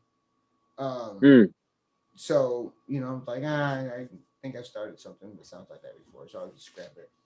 You know what I mean? So, man, you got to experiment with stuff, man. You might fuck around and find something like, oh shit, like this style works a little better for me. Okay. Yeah, all that singing shit I be doing, that was all experimental at first. All of it. At first, and then you kept working at figure it out, you know, like and it's a grind. You had to sit in there, you know. Yeah, because I was asking, I was terrible at first, man. I was awful. Yeah, people hated you for it. People was like, "Shut the fuck up." And now me being me, I had to keep going. Feel me? Like you tell me shut the fuck up, I'm not gonna shut the fuck up. You know what I mean? Like. Well, now, man, like you tell me to do something, right? But now, like since you stuck with it, it's turned into something that is really awesome. Yeah, and then people that hate it now are telling me like, okay, Hans, you might have a little something on there. I was like, you motherfucking shit. I done told you. Don't doubt me. Like, I told you. Yeah, you know, yeah. But I don't even want to get content though, man. Fuck my singing. I'm make it even better. I don't want to get content, you know. I don't ever want to get content. You know what I mean? Get better, make things better. Yeah. I mean, that's the whole. It's like the science behind artistry, man. It's like just getting your brain to a place where like you're trying different things. You're like, you know, you're expanding your horizons. Like imagine doing the same raps you was doing fucking 15 years ago. You know what I mean? Like, right. No one wants to hear that. And you never evolve. They're like, oh, you're the same guy from 15 years ago. Cool. I'm good. Yeah. No, I hear you, man, for sure. Yeah. Ever expanding, you know. Always, man, because you don't ever want to get pigeonholed. Like even if you're like even if you're successful, you don't want to be pigeonholed. You don't want to be put in a box like this is what he does. Not at all. Exactly. Yeah, it's always good to. That's why I like doing collab projects because it forces me to think outside the box. Like how I rap with Evil on Armageddon, I'd never rap like that by myself ever. You know what I mean? Like. I like, and then this thing I'm doing with Juice, I'm rapping kind of different on it too. Like I love collab projects because that really forces me to kind of step outside my comfort zone, you know? Yeah, I agree. I'll do a collab project with shit, anybody, bro. Like I love that shit. That shit's so fun. Yeah, man. Like, Now, that's an interesting thought, man. Like I never looked at collab projects like that. Like it kind of forces you to step outside and what you really do. That's true. It's exciting, you know. You feel like you're starting rapping all over again. I felt like I rebirthed through Armageddon. You know what I mean? I feel like I started over all over again. It's crazy. Crazy thing. Now that you say that, I'm just thinking about like rocking with the Dragon. You know what I'm saying? Like I've got on tracks that I normally wouldn't do myself. You know what I mean? Like yeah. You mean tracks that we've done that you normally wouldn't be that probably wouldn't be my style like by myself. You know? And I can say the same thing too for shit that we've done as the Dragon that probably wouldn't be Madman tracks. Yeah. But they feel so right as me doing it as part of the Dragon. Like, exactly. Right. It's like, okay, this is what we doing. I gotta find an angle for this now. Okay. But it goes to show how. But it goes to show how we have created three different and complete identities for ourselves as artists. But at the same time, when we come together, we've created a complete identity for the Dragon as well. You know what I'm saying? Exactly. And you guys are already dope, like on the solo level. Like you guys are already like got solo projects, all dope, and then you guys come together and you're already creative as it is, and then it forces you to create even. That's dope. That's why, man. Yeah, like y'all the truth, man. Like that shit. Yeah, that's dope. That's dope. You gotta make me want to smoke right now. I wish I could smoke in this bitch. Let's join this. Keep the fuck out. Oh, you got the fuzzy. Mini fuzzies. What up? Mini fuzzy. Is my Oh, now this nigga what you smoking on over there, Piff? Now this nigga gets up. Fucking knees and shit. What you got? Electric cigarettes. Nah, I'm gonna roll something up. I'm gonna roll something up. I just can't smoke in the room, but understood. Yeah, they'll kick me out and shit. But I'm gonna roll up later on. Later on in the episode. Don't be sleeping on the street tonight, man. Yeah, for real. Be careful in there. Yeah, I gotta hold what I got now, man. Ain't no car and shit. I can't be getting kicked out now. Sleeping in the car ain't an option. Yeah, that's true. You do not have that option or liberty at this time. Yeah. Well, shit, man. Oh yeah, session time. Yeah, man. If y'all rolling, man, roast up with us one time with the fuck one around time. And roll some. I'm gonna fuck around and roll the split. Roast up with the boy one time with the roll one me a time, split, man. yeah. Y'all in the chat. It's time to get out of here, man. Everybody in the chat, what you smoking on? Yeah, I can't see the chat on this Zoom shit. Is the chat jumping? Like who's in the chat right now? I can't see it on here. Oh, cause you only have It's just on the Zoom. you just on your phone. You don't have a. Where's your tablet? I'm on my tablet right now. I could put the thing on my. Yeah, I'm tripping. I got on your phone, bro. So yeah. You can look at the chat. Yeah. You're right. Saturday Excuse night. me. Fucking Piff Belching stereo. Oh, it said Piff, are you at work? Nah, I'm at. No, he at home. Mr. Juice smoking that Gorilla Glue. That's what's up. There you go. That's what's up. That shit ain't no joke. Titus said we smoking on the lab. There you go. Hey, yo, why do I sing that shit on stage though? I don't know why. The urge hits me. The weed just makes you want to sing. He said, "I'm smoking on the lab." I'm just like, why do I do that? You want to bust out an opera one day? It just feels the Butterworth way. The Butterworth way. It fucking hits me, man. I'm just like, I don't know. I gotta put a melody in this shit. You sing about things that make you happy, man. That's what they say. There you go. That's what they say. Hey yo, I noticed this yesterday though. It was good to get reminded about this. That song, every time at the end of it, man, when we start getting the fucking pass it to us going, we always get a blunt pass to us. Yep, it's true. Like I think it's like magical. At least the magic words. 60-70% of the time, someone comes up to us at the end of that song, like, here's a blunt. I mean, like, here's a pre-roll.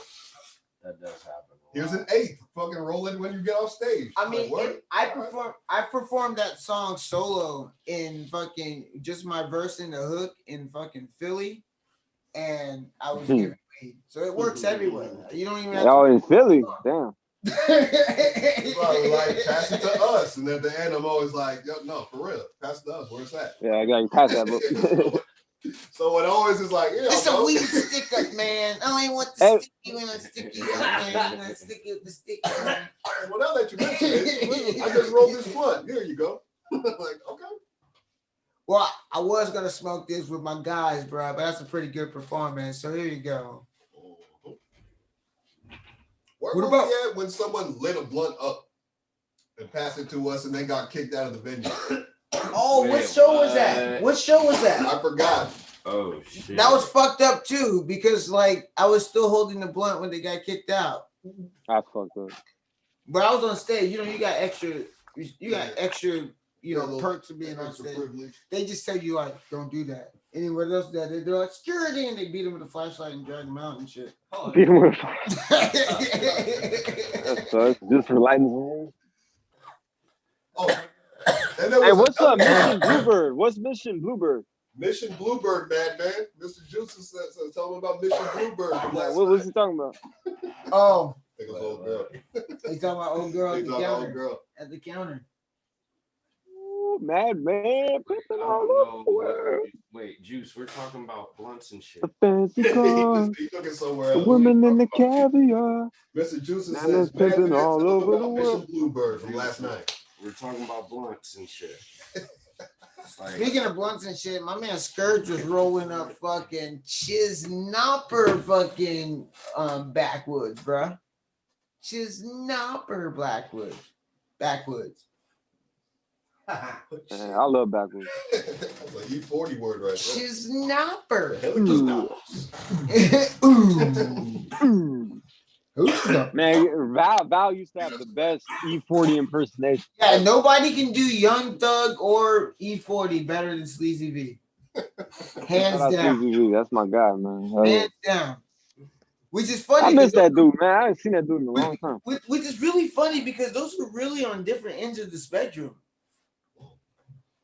Equally, yeah, one is dope, the other one's not. I was gonna say they're equally as silly. They're just like different. What? Like, the fuck out of here! Fuck out of here! Hell no! No, you can hear them on the same track. Yeah, so much. Hell of much. I'm surprised. I would like it, but I would like it. He might come correct for you though. You might like it.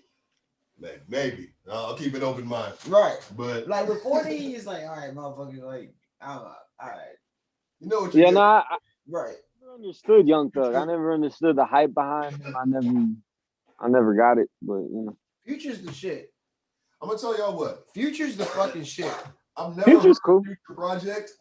I'm gonna listen to a Future project this week just for the hell of it. I don't think you'll like it. That's just my opinion. Listen to the little baby. See if you can get through it. Huh? Listen to the little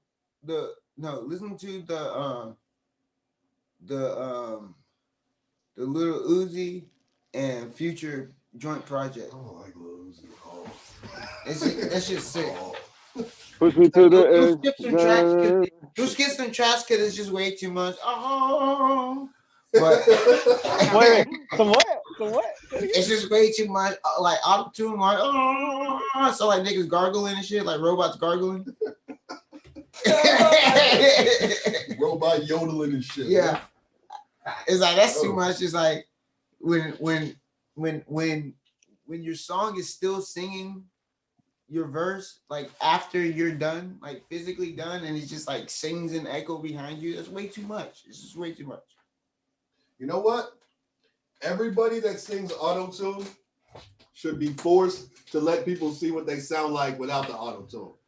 They should let us hear the recording session. Because you know what? Good idea. First of all, I've heard recording sessions of people being auto-tuned, and sometimes you're just like, I can hear that. Sometimes it's just like, oh no. You was here and they put you here. Like that studio magic is something, man. Because I remember watching this. I think it was on MTV. It was Chingy recording, and like every Chingy verse is layered like with 5 verses and shit. You know what I'm saying? So they just showed him spitting one verse. He does like 5 takes, like layers of like 5 times. Shit is hella layered. Holy shit! So like they just had him spitting one layer. It's just like it's The reason why it's so layered is because he never can spit it 100% on. And his voice is hella weak. Like just to get the strength. Just his natural voice is just hella weak. It's just like, oh. So that's why he gave Snoop the hook for Holiday Inn. He's just like, there's no way. Chillin at the Holiday Inn. Hear that song with Tyrese too. That's just like every time I try to leave, something keep pulling me back. Who's One Call Away? That was Chingy. That's Chingy too, right? Chingy. One Call Away.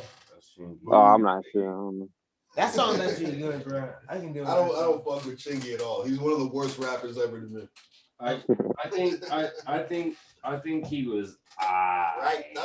All right, he Chingy. was All right. Who's worse, Chingy or Southstar? Wow. Southstar. Hey, but you know what? But you know what though? I'm not gonna lie. I kind of liked Tell Me What's Going On when it came out.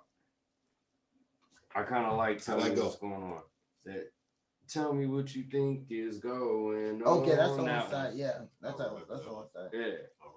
Cause you was ready to just clown on Smiles and Southstar right now. Oh yeah, when that first single dropped. That was big. Tell me what you got. Tell me what you think is going on. Like I kind of like that. I like the beat. I like South. Like, all right, so I like Smiles and Southstar a lot. Like when I was that beat was fire. When I was like, I don't know who did it. When I was like 11 and 12, I liked them a lot. When I was like 13, 14. Oh yeah, I didn't even hear about them back then. Yeah, or maybe when I was 13 and 14, I liked them a lot. And then when I was like, know about them yet. When I was like 15, I was like, this is kind of whack. I didn't know about them till Tell Me came out. I mean, honestly, what happened is that I it's probably the same time I added more vocabulary to my brain, and then we're just like, okay, this is as good as I thought it was.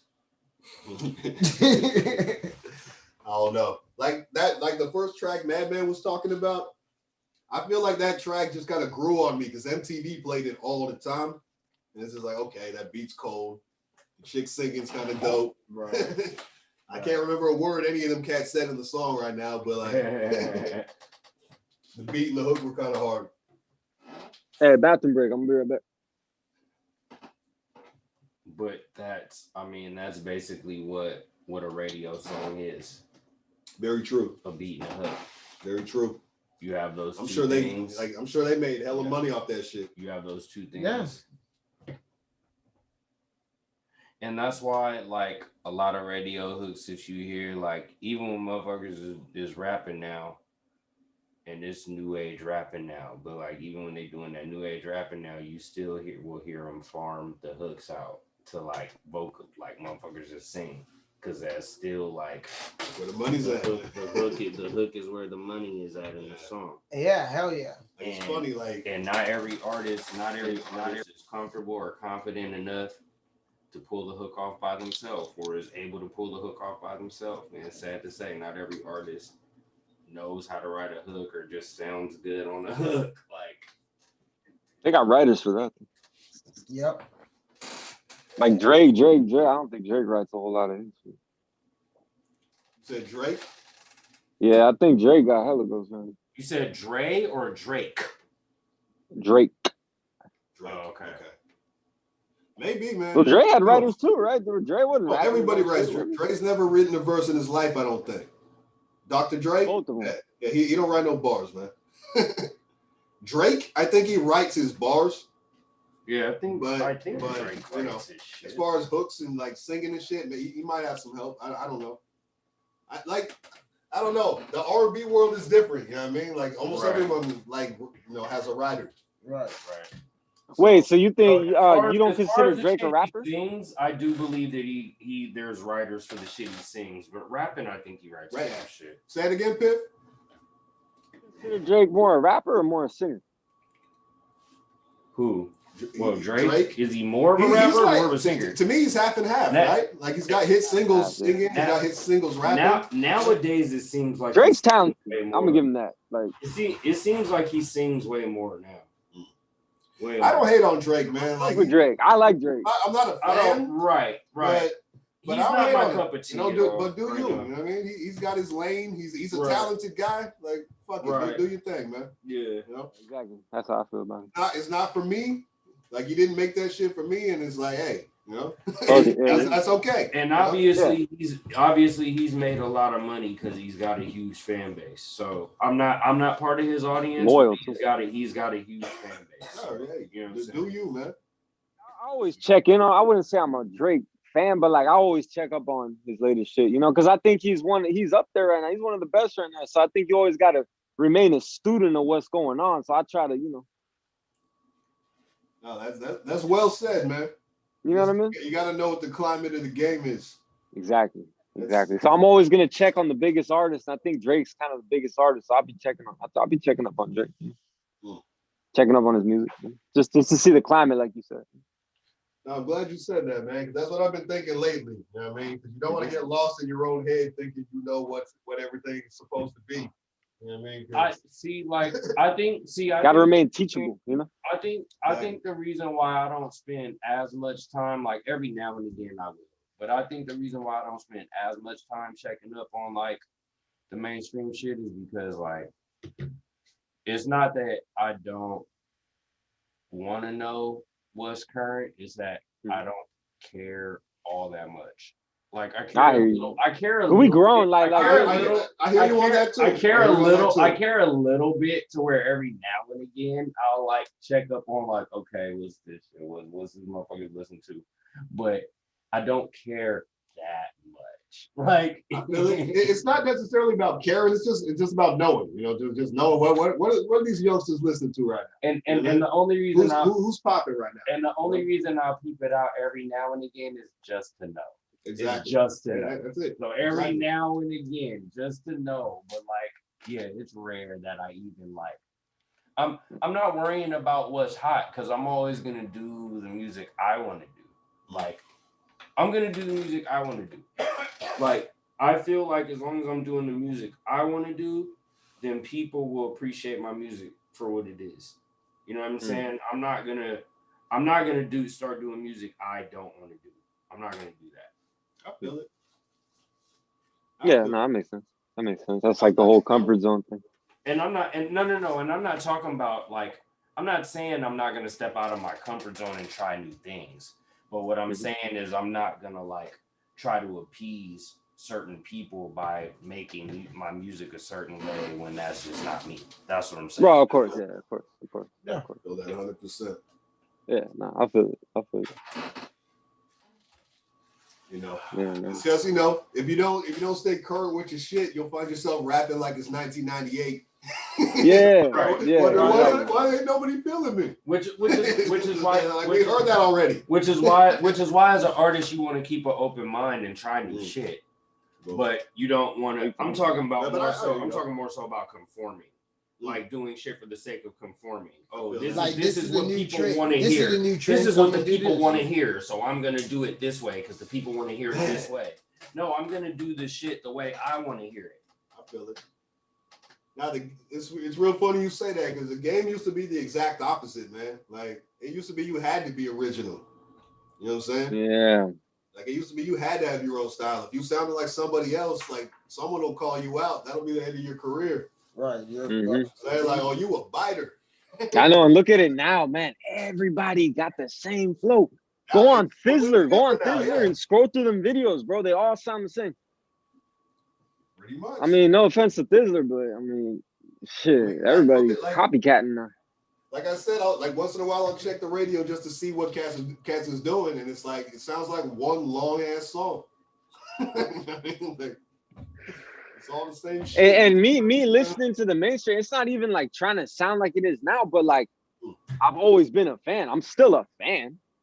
Sometimes it's not to like know what the climate. Sometimes it's just, you know, I just want to see what's going on with hip hop because I love hip hop. I love rap. You know, I'm always gonna be a fan. You know what I mean? Like, so it's on some fan shit. But like, if I was only a fan and not rapping, I probably would not even listen to rap no more. To be honest with you, you know. Well, I don't know because the mainstream is going to be the mainstream, but the underground is always you're right. The underground is always diverse. The underground is always like you're right. A little bit of everything. You know what I mean? Yeah, you're right. That's a good point. Yeah, you're right. So you're right. Like, even when I was just a fanboy, it was like, man, the underground is like, it's a cornucopia, man. Like, you can find a Necro, you can find an MC Juice, you can find a motherfucking the Arsonist, you can find a nonfiction. Nonfiction. You can find Guru, you can find all these different cats, you know what I mean, that just come from completely different places and different angles. Yeah. You know, Devin the Dude used to be underground, you know what I mean? Yeah, I fuck with Devin the Dude for sure. You know what I mean? Like, just it's. But also like Devin is one of those dudes that obviously was well known around his city and then around his state before we knew who he was. Exactly. Like throughout Houston, like UGK, all them dudes. Like UGK, love him. Man, rest in peace, Pimp C. Pimp C, man, yeah. Rest in peace, Pimp C. Yeah, for sure. Definitely, man. Dope. Shit. Madman, how's the album going? How's your project going? So far so good. We're right now looking to. We're gonna actually be putting out a video for All In very soon. Good. Like very, very soon. We're gonna be doing a video for All In. Look for that hopefully within the next week or so. And so after we get the All In video out, the next video is gonna be for In Your Speakers, which is the first single off the next album. So nice, man. Yeah. That's what's up. You excited? Definitely. I think this album is gonna be really good. So yeah, I'm excited. Ready to get the ball rolling on it. You know what I mean? Yeah, for sure. Yeah. Can't wait to hear it, man. Okay. Yeah, man. Fucking Diamond Pit Media is super busy. It's been fucking dope as fuck. I got a couple questions for Matt, but Juice, you see that Derek Lewis fight? The UFC? Yeah. What is he, welterweight or something? Oh, he's a big boy. Heavyweight, huh? Big boy. Okay. That fool is a monster. The Black Beast. Is that right? Yeah. Hey, yo, Piff. Yes, sir. You peeped the hoodie out though? Huh? Oh, you ain't seen the hoodie, huh? No, I saw it. I saw the Buttersworth. I saw the dope. Yeah, no, I love it. I love make sure, man. Man, I love it. Oh yeah, Juice is back. All right. Yeah, man. You see that Derek Lewis fucking I gotta give me one of those. Pseudo uppercut win, but he fucking pounced on him like Beast from X-Men. This fool bounced on him. I seen it on his Instagram. He put it on his Instagram. I seen that shit. Got him. I mean, he hopped on him like got his ass. Like he was a steak. Easy. Not a Salisbury steak, but a good steak. Not a Salisbury. Now you probably run away. That's a Salisbury. Fucking no tube steak. I'm trying to get some tomorrow. I'm trying to get some filet mignon tomorrow. Filet mignon? Straight out the shop.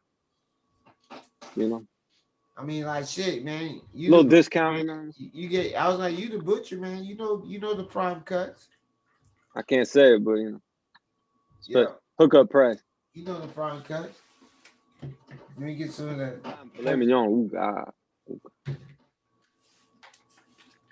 Have Evil cook it. I ain't cooking it. Evil cook it. Yeah, man. Shout out my man Evil, fucking growing and fucking blowing up and. Oh, he's moving though. I think he moved already. No, he didn't move yet. He's moving. I gotta see the. Oh shit! Hey, Mr. Juice. Going back to the UFC fight, Mr. Juice said after he hit him on the ground, he looked at Herb Dean and said, "This is your fault." Yeah. Fuck. Yep. Like saying Herb didn't stop it soon enough. Yeah. Right.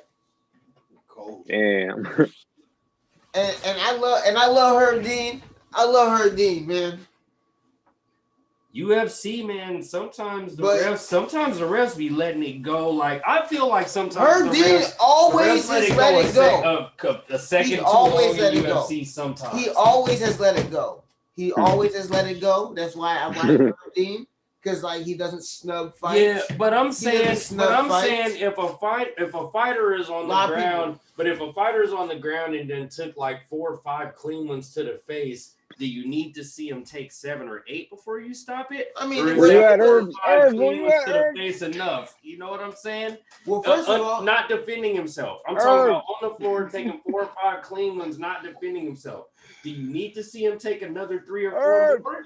Like, because sometimes the refs just be like, it's like, dude, you don't watch him get hit.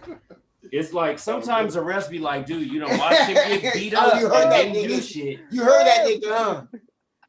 Yeah, I need to hear him. But did y'all hear me though? Sometimes the refs be like, I'm trying to hear him. I'm watching you get beat up and I'm not stopping it. I mean, Mr. Juice agrees with you.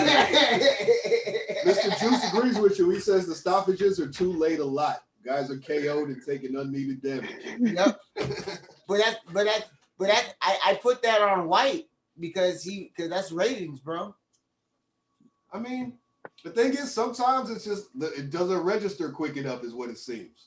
Like the ref is looking at the shit, he's like, oh shit, he's out. then he steps in after he's already caught 3 quick ones. And it's I mean, like, but is he looking at it like? And we can't underestimate how fast it, like, the speed of actual time is going in there. Like, it's different when we watch it on TV. We don't always understand or appreciate how fast those motherfuckers are actually moving inside the octagon in that moment. So like, I don't want to belittle like the UFC officials, but it seems like sometimes I just see fighters take like a couple extra shots than they need to take, or have they fucking limbs pulled a little further back than they need to. It's like, come on, ref, you couldn't fucking like stop it sooner than that. Like, look at how far his arm is going back. Did he need to go back that far before you stopped it? You know what I'm saying? You know, like in real time, sometimes I think it could be hard to like get just perfect, you know, because motherfuckers have gotten their shit snapped in there. Motherfuckers have gotten their shit snapped, crackled, and popped. Yeah, they snap, crack, and pop. Yeah, I mean, you know, motherfuckers have had their shit snapped, crackled, and popped inside that motherfucking octagon. Real talk, it's true. You know, I think in real time, sometimes it's just hard to get it just perfect, you know. But yeah, I mean, and then we get to watch older now. We get to watch the replay like 10 times and be like, oh, yeah, Herb Dean's always been kind of like he's always let him go. And he's always been regarded as the probably the most legendary best official that the UFC's ever had. Like as far as officials go, he's like the legend of the UFC. Oh, Mr. Juice is talking about Big John McCarthy. But like, I want to say this about Herb Dean, since you're saying he's a little bit older now. Like, that's kind of irrelevant because his reffing style has always been the same. Like, it's always just his style of officiating a match, especially officiating. We're talking about this actual fight, like today. Right, but I'm saying like his style today, even though I didn't see the fight, but just his style of letting the guys go and letting a guy take some fucking punishment before he calls it, that's always kind of been his forte, is what I'm saying. Like, that his style now isn't really different than how he's refereeing back in the day. I'm just saying that as he gets older, he's not getting there he's not going to get there any quicker. It would not. You're talking about his reaction time, right? His physical reaction time. Got you. Yeah, that's what I'm saying. I mean, yeah, but I mean, even stylistically, before his reaction time was slower back then because his style was to let it go. So it's like, you know what I'm saying? No, LP. What up, man? What's up, bro? You ever done any martial arts? You awake, bro?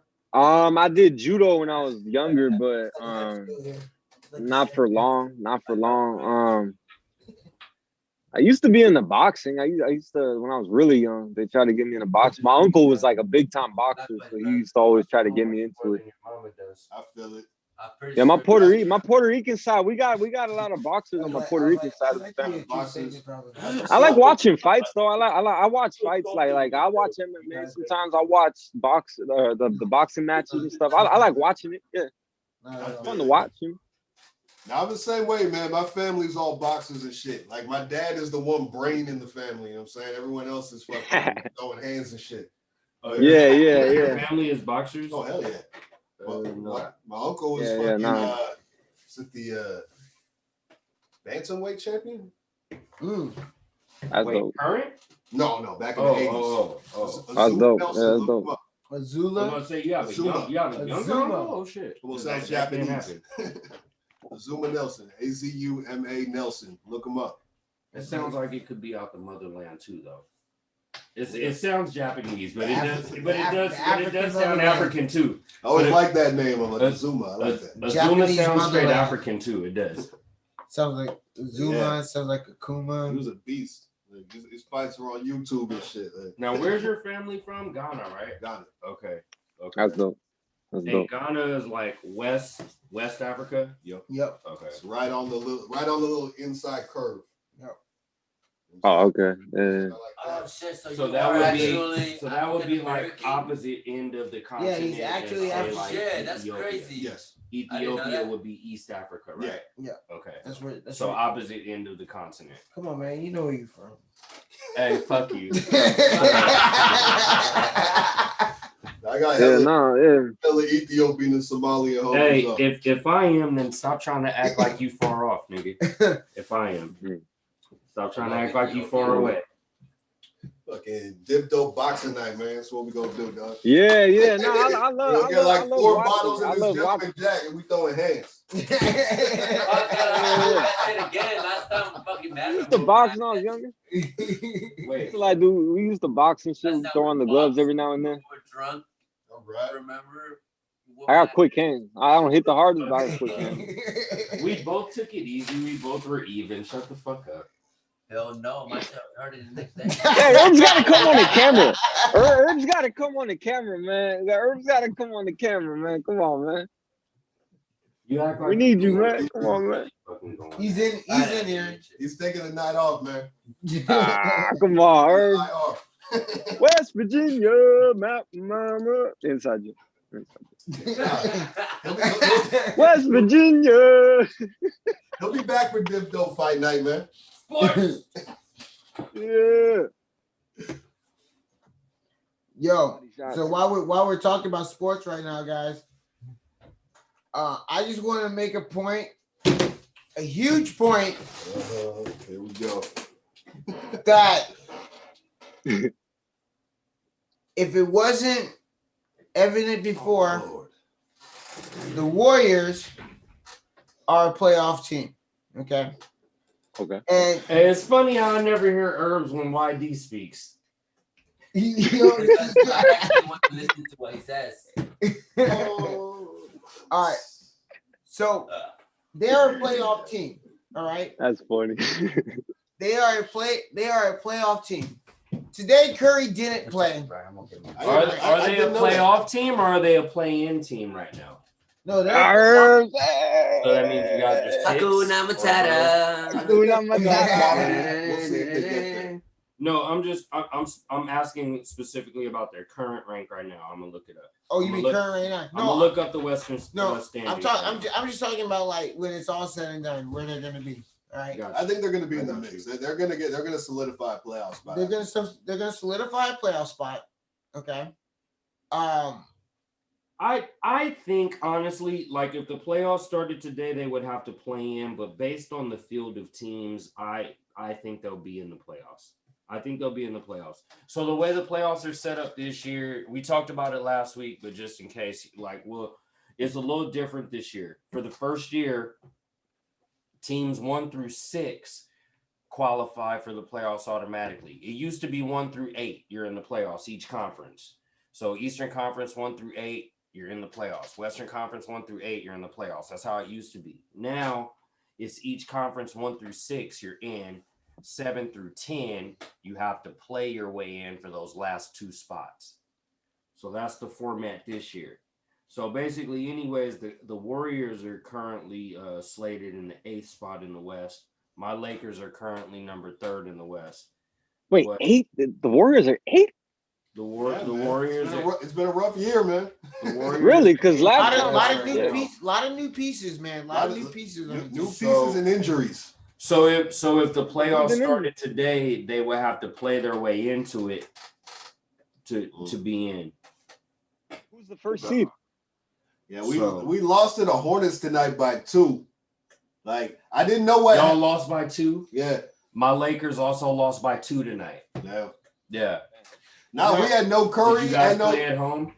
No Curry. No, we're on a road trip. We're right? on a big road trip right now. Okay. Big road trip. No. We have no centers. Like none. Our tallest player is 6'6". Right. It's been that way for the last 4 or 5 games. Damn. And we had no Steph Curry tonight. No Steph Curry. Ooh. We lost by 2. So I'll take it. So when Steph Curry's hurt, who's playing in his position? Who's the backup? Man, they started this guy named Mike Mulder, who like played Mike in Mulder. That sounds very familiar. He was in the D League last year. You know what I'm saying? Not Mulder. Not Mulder. Not Mike Mulder. Oh, there we go. Nah, that was like Mike. Yeah, I was like, I know that name. Shout out to Creative Minds. Damn. Yeah, I knew the He's name. not just camera, huh? Not Mike Mulder. Shit. Mike Mulder didn't get you know what I'm saying? Get from behind the camera to run the point real quick. Motherfucker. That was Mike Mulder. You know what I'm saying? He's been in the D League for a while. He's been playing in Santa Cruz. D League, and that's the replacement, the D League guy.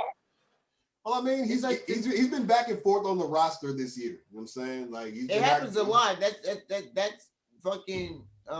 There's a lot of players that's doing that, and we're hoping to get fucking eventually by the end of the year if we can get fucking Jeremy Lin. Jeremy Lin. Right now, Jeremy Lin's playing on the D League team in Santa Cruz right now. Yep. So we finally got them cleared of waivers. He's been playing. Him and Poole have been fucking whooping ass, bro. Jordan Poole dropped 38 the other day. Yeah. Santa Cruz Warriors have been kicking ass, dude. We also got that redhead kid, Nico Mannion. He's down there playing. Mannion's nice. He's nice. Was that man when wanted that? Over here looking at me like I'm not inviting you. But yeah, man. I didn't know the Warriors have been shorthanded all year, man. So we've been, you know, Steph Curry when he's here is balling out of his mind. Yeah. The Warriors in general, like we have no centers. My man Steph did. We're dealing with new players, new pieces, and we're just trying to you gotta do it. Get in the playoffs right now. So my man. So when's Steph Curry? Back? Like when's he coming back? You have to do. Say that again. Man stepped out. Curry coming back. How long is he out with the injury? Honestly, I don't know. Like he played last night, he seemed fine. So they probably just gave him the night off. He might be back next game. He said he wasn't feeling well today. Oh, really? Yeah, he said he wasn't feeling well. So hopefully it's not another COVID situation. Who? Oh boy, Curry. Open that. He said he wasn't feeling well today. He didn't play. But my man Curry here, who's taking place of Madman right now. Taking the place of Madman. Yeah. What are you talking about? No, because on the screen he's right in front of I us. was like, what the fuck is that? See, look, because you're. See? Dab, yeah, in peace. Dab time. I'm sorry. I apologize for that. Couldn't help it. But my man Curry here is having an MVP season so far. He's been shooting the fucking lights out early, which is something he doesn't typically do in his career. He's definitely a late pusher, and he starts fucking killing shit. But he's been killing from out the gate. You gotta remember he was good for a while, but you know he's still coming off of 2 injuries. You know what I'm saying? Oh yeah. You got no, it's too late with that. So who's first place in the Western Conference right now? Utah Jazz. Utah Jazz. Donovan Mitchell is killing right now. By 2.5 games. That's a hub of jazz in America, man. Utah. Anytime I think jazz, I think Salt Lake City. Huge. Oh, Jazz. okay. Every time I think jazz, I think of Hugh Jazz. Huge ass. Okay. Right there with jazz, I think Mormons, man. That's interesting. Jazz is a good genre. I like that. Yeah, I was gonna say like that. Yeah, I was playing, but not that. That's alternative. That's alternative boogie boogie, bro. That's the devil's music. Devil's music. So footloose shit. Or is it loose foot? Is it footloose or loose foot? You don't have a loose foot, bro. You don't have a loose foot, man. Yeah. What? West Virginia, Mama, take you. You good or yes? Yes. Okay. that was two. Thumbs up and no. Well, so I have to say I'm good like this, like not good. Fucking herbs. So y'all at home, I'm sorry if I die right now. Dabs fucked me up. Don't die, man. Don't die, man. We need you, man. Max is not an avid dabber. I'm gonna end up like MXD on the motherfucking. Oh, Shit. Stuck. Oh, that's right. MXD when he's on the dab.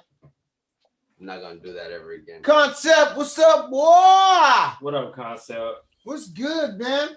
Hey, you came just in time. You always know in the sports time. You like having sports. Good. Sports. You just watch it on the side and be like, "Oh, it's sports time. I'm in." Hey, Lowe's. West Virginia. It is sports time with Madman. Madman A. Smith. Where's he at? I need to see Madman A. Smith now. Sport madness with what we're talking about today, Madman A. Smith. I can't say it right now. Yeah, LeBron. What do you guys think about it? 35. He's one of three. He's one of three. The third player in history to reach 35,000 points. Who? You're talking about a guy that hasn't had too much injury time and has carried whole teams on his back. Oh, I'm certainly not gonna. And I'm just gonna say this: the two players that I consider to be better than LeBron are not in the 35,000. They're not in the 35,000. The two players that I say are better players than LeBron are not take in the it right away, 35,000 club. Because Curry hasn't gotten there yet.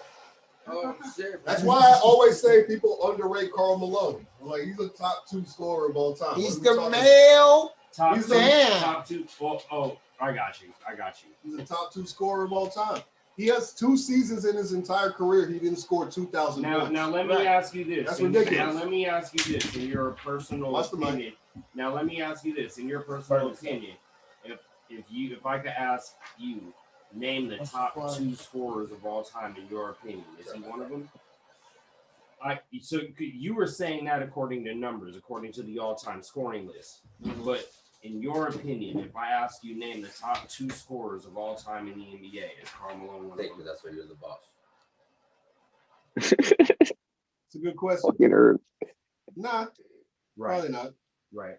I get what your point was, though. I get what your point was. I'd go Jordan Kareem if I'm talking about the best scorers of all time. But just as far as, don't fuck it up this time. But let's no guarantees, man. No, man. I know you're the greatest scorers in the history of the game. I'm probably gonna go Kobe Jordan. You're watching that? You're watching the burner fight, man. You guess what's up? I'm just because, dude, Kobe put up 81 in an era where it was fucking inconceivable. Like at a time where nobody fucking thought that anybody was ever gonna put up 81, Kobe put up 81. Right. Like, and no one will ever do it again. The closest person that have money on. There's 2 people who have money on ever scoring 81 if it happens again, and that's on Curry Just because he can rack up points crazily. Go dumb from 3 1. Right, yeah. Well, see, here's the thing. When you're the greatest shooter of all time, you can get hot at any time. And if he gets hot, no one's gonna take him out. Do y'all remember Klay? So remember Klay Thompson going dummy? I think Steph could possibly score 80, and I'm not saying he ever will, but I think he could. If he was to pull it off, it will be one of those games where I think he just comes out from the get-go hot. Right. I think he just comes out. If it ever happens, if he ever pulls it off, which I'm not saying he does, but if he ever does, I think it's because one of those is from the first whistle he's fucking smoking. I think it would have to be that way. Here's the thing though. Like the thing about Curry is when he's torching like that, he won't play in the fourth quarter. So he might not even get to 80. He'll play in the fourth quarter if the game is close enough. Maybe. But if he gets to like 66 and they're up by 20, he's not going to play the fourth quarter. But if you're up by 20, that's a blowout lead.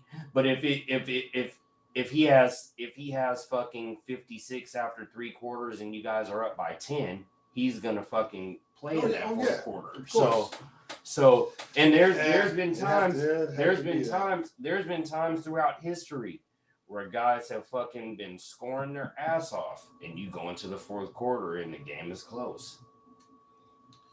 I wonder what the score was when Wilt Chamberlain dropped 100. Damn, 100 points. Yeah, people forget about that. 3, what was the score after 3, or you just? No, what was the final score of the game? The final score of the game. Because he scored 100 points. One man. That's insane. I don't care what era it was. That's fucking ridiculous. Yeah, it still doesn't matter. That there was still and there was no 3-pointers. There were still 9 other people on the court. There were no 3-pointers, and he couldn't shoot free throws worth a damn.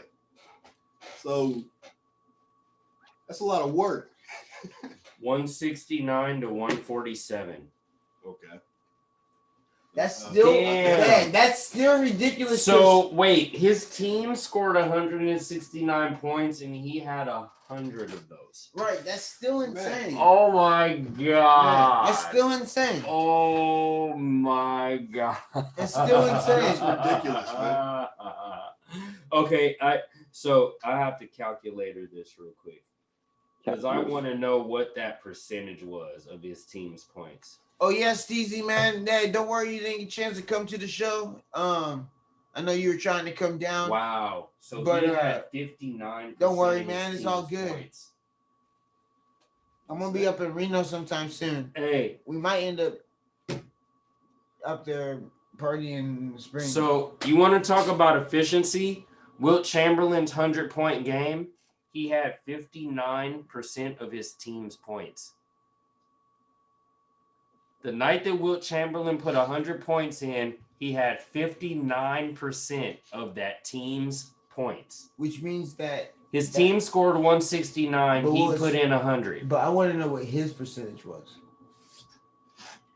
The rest of the team scored 69. For him to score 100, it had to. For him to score 100, it had to. How did that come back so big? Man.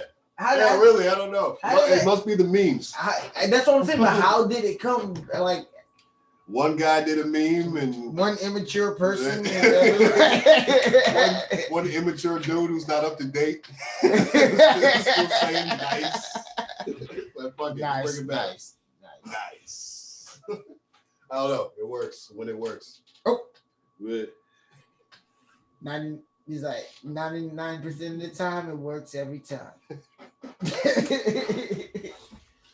Nice. But yeah, 100 points. I don't know if we're ever gonna see that from anybody ever again. And we didn't get to see it the first time because it happened before we were born. That's 50. So Stevie said 58% was his percentage with the 100 points. I mean, that's a good night for a team. Yeah. You drop 100 and shoot 58%.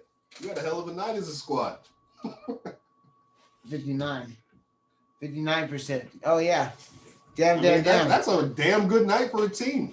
Like you score 100, you keep them to 94. shoot 60%, 59%. Like, ugh, you had a hell of a night. Yeah, you did great As a squad. You're not worried. You're not worried. As a squad. If you're said squad. If you So, now wait a minute. Hey, so the night that Wilt Chamberlain scored 100 points, he shot 57%. That's a lot of fucking shots. Oh my god, that's a lot of shots. That's a lot of shots. That's a lot of shots. Now check this out. No, wait, 57% from the field is on any night. I don't care. That's a damn good night, no matter what. So he scored 100. So but think about it. Of course, it was a. That's right. Of course, it was a lot of shots, but think about it. On the night that he scored 100, do you not think every single person on his team that touched the ball was putting it in his hands? Yeah. Every single person that touched the ball on his team that night gave it to him. But listen, listen, they so still scored 69 points though. So they weren't just passing it. Yo, check this out. So that day he shot 36 of 63 from the field. 57%. Right. He made 28 of 32 free throws. 28 of what? 28 out of 32.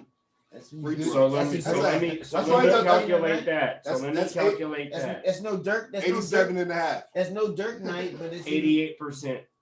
Yeah. That's this man had himself a night, and he couldn't shoot free throws with a damn. I think for his career he shot like 40%. He was. Wow, so that was he was a horrible. He had a night. Wilt was a bad free throw shooter. Yes. So he had himself he got a 28 night, man. points in fucking free throws. 28 of those out of 32. So out of every 8, he made 7 of them. Somebody out of every 8 free throws, he sank 7 of them on a. So he was just out otherworldly on that night. He was otherworldly on that night. He was having a night, man. Someone put some nutmeg in his water bottle. Something, man. Ginseng, some shit. He's out there like burn. he had himself a night, man. How many rebounds did he have that night? Let's see. Yeah, what was he doing? I don't know if they were. Yeah, they had to they counted rebounds, right? Yeah, I'm not seeing it though. They don't have the stat here about how many rebounds he had on that night. Did they count? I'll look it up. They don't have it. I'll look it up. I bet you they do. Yeah, it's got to be around somewhere. I'll look it up.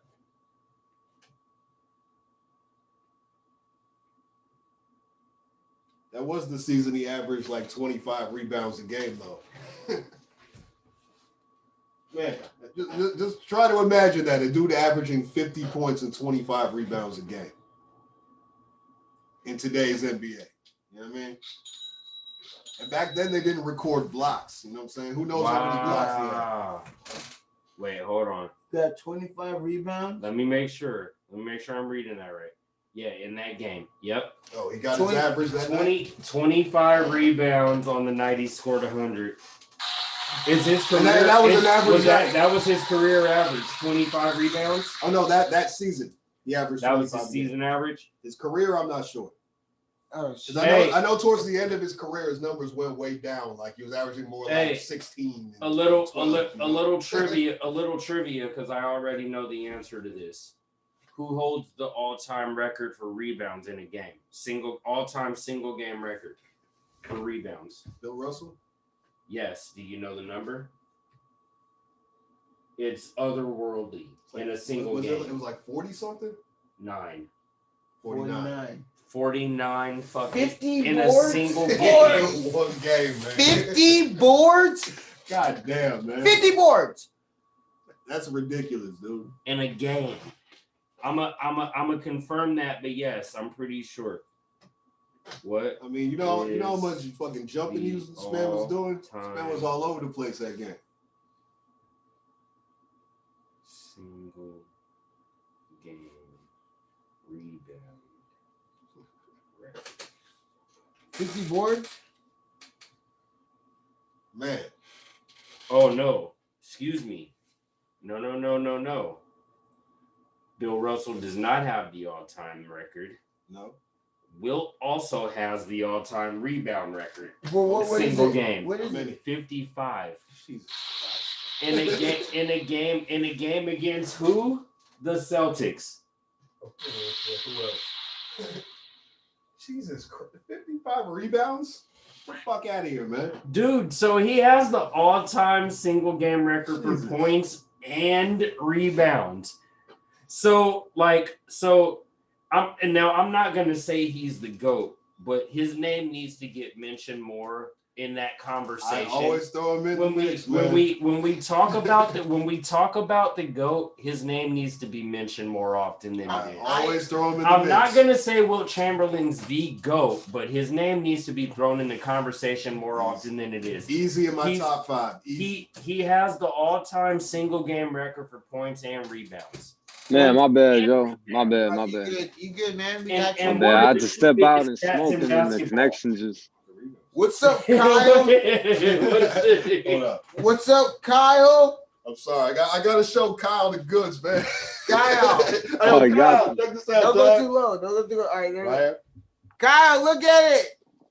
Check it out, Kyle. That's not human, okay? That's not human. Fucking Calvin Buttersworth grabbed 69. Nice. 69 rebounds, 101 points. Nice. Holla.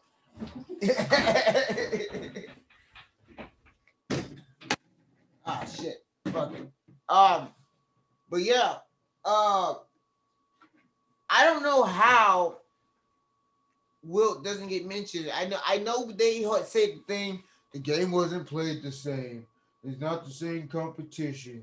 So in 1960, he grabbed 55 boards in a game. In 62 was when he dropped 100 points. In 60?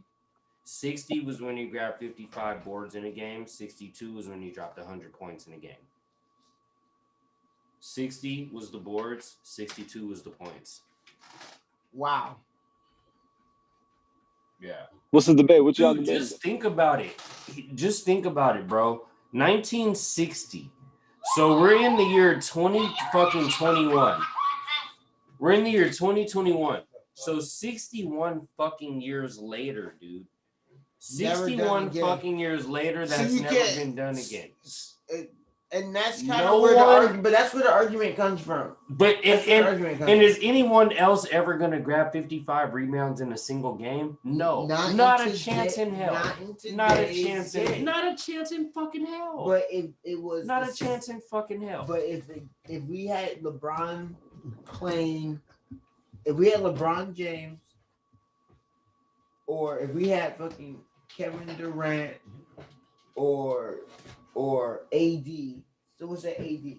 Say AD was playing. Even then. Listen, hold on. I know what you're gonna say. Go ahead. Say AD was playing, or say fucking Embiid. In that era that Wilt played. Say if Embiid played in that play, or if Drummond played in that day. You don't think none of them would grab 50 boards? I don't think that's a guarantee.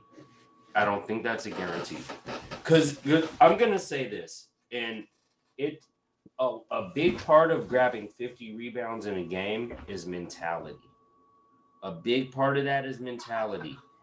And those guys that you named have all the physical talent in the world. And I'm not saying they don't have the mentality required to do it, but that's not a guarantee that in that era that they would have had the physical skill set and mindset combined. It's not guaranteed that back in Wilt's era that they would have had them. 50 fucking boards in the game, dude. 55. So in 1960 was when he did 55 rebounds. 1962 is when he dropped 100. Okay. It's insane, man. It's insane. Man had a crazy career. But I'm sure that somebody, probably Taco, could do it in that day and age. Maybe. He was tall as shit. Well, okay, but no fucking body else was. Wilt Chamberlain was how tall? 6'10", and at that time and in that era, 6'10" was a giant. In that era, there weren't 7-footers didn't exist in the NBA in that era. Kyle just asked In that era. In that era, but the thing was, 7-footers didn't exist. Well, Bill Russell What was was the average height for Bill the Russell five was spot in the 6'10". Wilt was 6'10". 7-footers didn't exist in that era. So the average height for the 5 spot would be what? 6'10" probably. No. Average probably 6'9". In that era, the average height for a center was probably 6'9".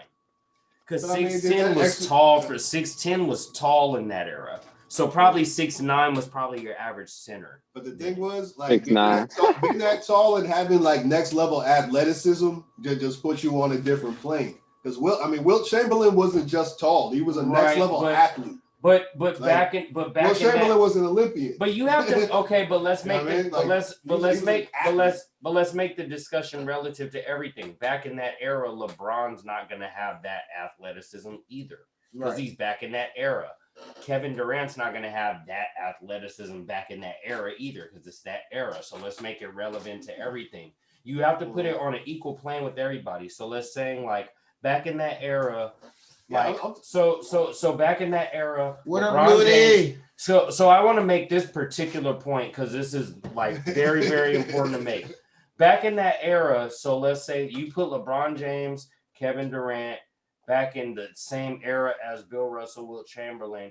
So that means they all have access in that era to the same technology in that era. They have the same resources available to them in that era. Things the same way it was back then is the same way it is to LeBron and KD in that era. Like all things equal for the era. I think they're pretty much gonna be equal. But I'm emphasizing that because I think if you emphasize it that way, they're all going to be on equal planes. Same thing if you were to fast. I wasn't even talking about all that, but okay, I hear you though. Well, we were talking about if they were able to play together, right? We were talking about if they were able to play together, right? Nah, I was just talking about Wilt Chamberlain compared to his era. You know what I'm saying? But you also mentioned Kevin Durant and you mentioned LeBron. So like I didn't mention either of them. I didn't mention either of them dudes. We were talking about y'all might have been talking about that before I came back out. We were talking about man, I went and smoked I missed something. We were talking about players. I missed something. Players of today's era. Then you mentioned it. If you didn't, okay. I must have missed all that. I was just talking about Will in his era. But we were talking about players of that era with players of this era. So like I got you. But same way, like if you were to fast forward like Wilt Chamberlain and Bill Russell to this era, I think they would be able to compete with the guys of this era. If you all things equal, they have access to the same fucking resources, same technology. Like I think they're gonna fit in just as well. Like if you're a legendary player, you're gonna fit in no matter what era you play in. That's how I look at it. Concept says you don't think Shaq could get all those boards back then? Wait, what? Concept said you don't think Shaq could get all those boards back when? When? I mean, in the 60s? Yeah. Hell yeah, the Shaq would have dominated. If you think Shaq as he is, I mean, he would have been like an alien. Because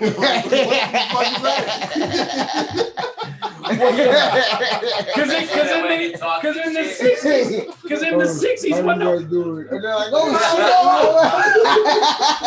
nobody 7'1", when nobody 7 foot 280 in the 60s.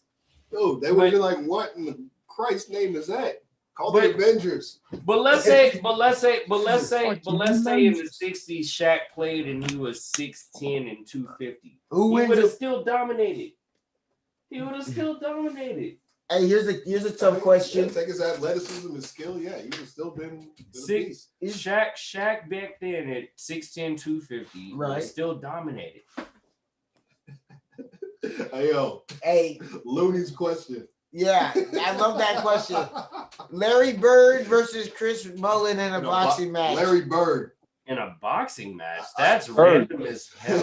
Bird. That's super random. Larry Bird. Larry Bird for sure. Larry Bird. I don't know. Bird for sure. Larry Bird would throw hands. He was with the shit. I never saw Chris Mullin fight anybody. Shaq was an alien in his own era. Yes, he was. Very true. When he first, yeah. Absolutely unstoppable. I've never Bird seen is him like fight. Chuck Norris. What up, Sean? What's good? Sean says Mullen. Mullen? Nah. Larry Legend wasn't fucking around, man. Yeah, he was a fighter, bro. I do would thought Mullen was mean though. Don't get me wrong, but he was just mean in the paint. Mullen was, I don't know, man. He was mean in the paint. He was a tough player, but I never saw him throw hands with nobody. So I gotta tell y'all, Larry throw hands with Dr. J. So I gotta tell y'all, because we talking about throwing hands. The other day I watched this episode of All the Smoke podcast, and it's the only episode I watched of it because I don't watch it, but it's the only episode I watch where Kendrick Perkins was a special guest. And they asked him, so All the Smoke is hosted by Steven Jackson and Matt Barnes. I watch it regularly. Okay. The only episode I watch is the episode with Kendrick Perkins, and they asked him, what would be your all-time starting five if you were to take a starting five, if you were to take five guys into Rutgers Park to play? Like like basically in a park, like in a street game in the park, who are you taking? So not your all-time, who's your all-time top five? It was a very specific question. If I take you to a street court to play, what all-time top five at each position are you taking?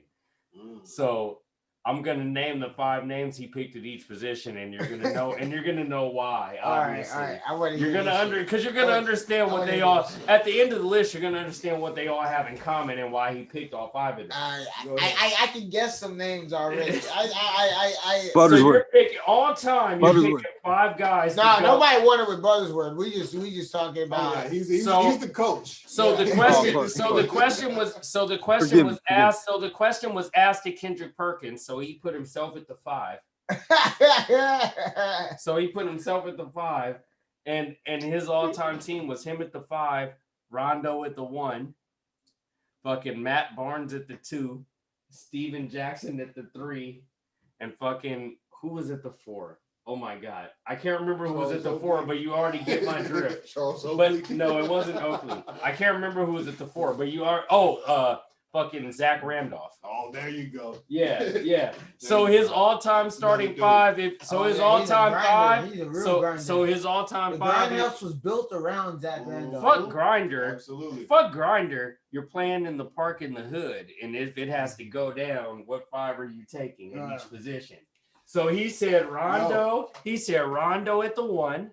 Yes. Because that nigga's gonna throw it with anyone. Anybody. He punched Chris Paul in the face. Matt Barnes called him a bitch. Oh no, the president of the Players Association. Hey, he said, "Bitch." No, I can go you one better.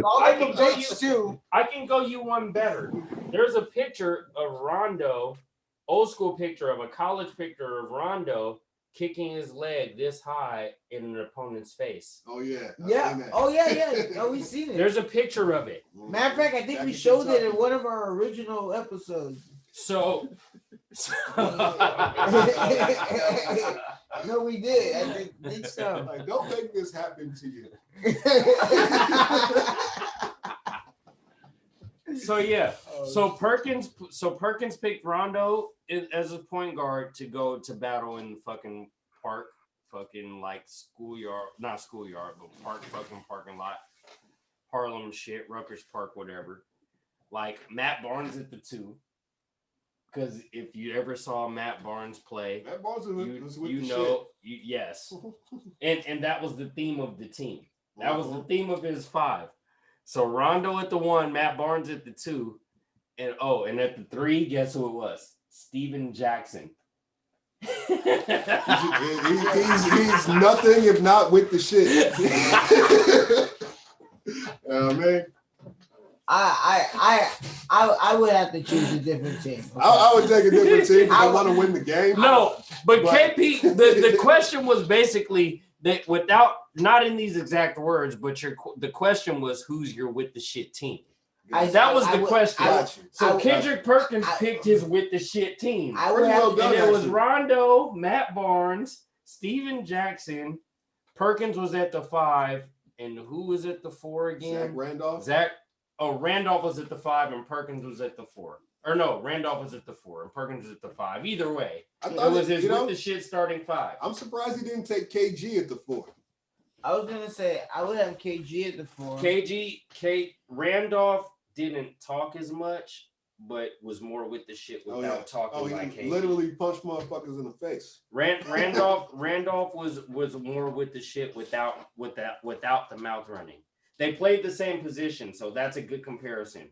Randolph and KG played the same position. As far as KG, legacy in the game, obviously Garnett's far better. But Randolph was more with the shit without. KG did more talking. Yeah, KG did more talking. KG did more talking. Zach Randolph talk some shit though. Nobody put Ron Artest on the team. He did, but Ron Artest. Nobody put Ron Artest on the team. Excellent call. Now, not Man of War Peace. I mean, Ron Artest. Ron Artest. Yeah. That motherfucker. Yeah. Crazy motherfucker. How come Ron Artest wasn't on that team? I'm kind of upset. So he took what? Steven Jackson over here? Well, but Steven Jackson was right next to him. But I know. So I know if I construct a full fucking like multi-layer like 3-string fucking with the shit team, Spreewell has to be on one of them strings. Spreewell off the bench. Spreewell has to be on one of them strings. Hey yo, Kyle says Kermit Washington. That's the guy. That's the guy who punched Rudy Tomjanovich in the face and like broke his face open and like spinal fluid was leaking into his nose and shit. Well, if you're gonna go old school, let's go with what their fucking roles were. Kevin McHale, that was his role, so he has to be on the team. Absolutely. He has to be on the team because that was his fucking role. He's up there. And the fucking elbows and shit. And who was the white boy enforcer? Who was the white boy enforcer that played for Detroit? Bill Lambier. That was his role. So those two guys have to be on the team because they define those roles. They define those roles. Bill Lambier was like a hockey goon, man. Like, they define those. Literally would just knock motherfuckers on their ass. And what about Rodman? Yeah. You can't have a with the shit team without Rodman. You can't have a with the shit team without Dennis Rodman on it. Rodman didn't even care about basketball. We're gonna grab hella rebounds and. Could you imagine if Dennis Rodman played hockey though? Oh yeah. Oh my God! Imagine hockey. He probably would have been. He probably would have been fantastic. Playing hockey? No, but we're not talking imagine him as a hockey player with that same mentality though. Oh, like in a sport prior where you to the could be allowed to transformation fight of peace and do do low shit. Like I think it would have been great. Yes, world peace, but not. We're talking about. We want him without the peace. We want the chaos of Ron Artest. Sean Black, what are you talking about? Hey, honorable mention to Jermaine O'Neal. Is that real? Honorable mention to Jermaine O'Neal. Oh my God, this is awful. Honorable mention to Jermaine O'Neal. If you're talking about a with the shit team. With the sliding Mortal Kombat punch. Team, right? Yep. That was great. Then I gotta have Theo Ratliff in there. Theo Ratliff? I got Theo Ratliff in there. I want Ben Wallace on my motherfucking with the shit team. Ben Wallace gotta be on the second team, you know. Because he's gonna shove a nigga 3 miles back. just off a two-handed shove, that nigga's flying. You gotta put the oak tree on there, man. Yeah. Charles Oakley was strong and quick, the physical attributes and the mental instability. He just didn't have no damn sense. So you combine his strength with his quickness and his lack of stability. Oh my God. Charles Oakley was a dangerous motherfucker, bro. Like, that was a mentally unstable motherfucker, bro. Like, Charles Oakley didn't have no. He was unhinged like a motherfucker, bro. He's the old school NBA. Like, you want to know, like 80s NBA? That's Charles Oakley. Fucking hard drinking, fucking hard fouls. Just mentally unhinged. Like, I don't give a fuck, man. Like, basketball is just kind of secondary, you know? No, man. I came to bring the pain. Fuck what basketball? What are we really doing? I came to bring the pain. Fuck basketball. I see the ball, I grab it, I give it to the guy who scores. And I throw elbows. And then I throw elbows and shoulders, and I might trip a motherfucker. And this cat gets too close, I might punch him. Like, said Patrick Beverly. For real. Pat Beverly? Yeah. Yeah. He's a big shit talker. You know, I don't know. I wouldn't put a lot of these new cats on in this. They're not built for Patrick Beverly. like that, Patrick Beverly would verbally match up with those guys. Physically, Patrick Beverly would get ate up. But a new cat, he's not even a new cat anymore. But I would put fucking Blake Griffin on that squad.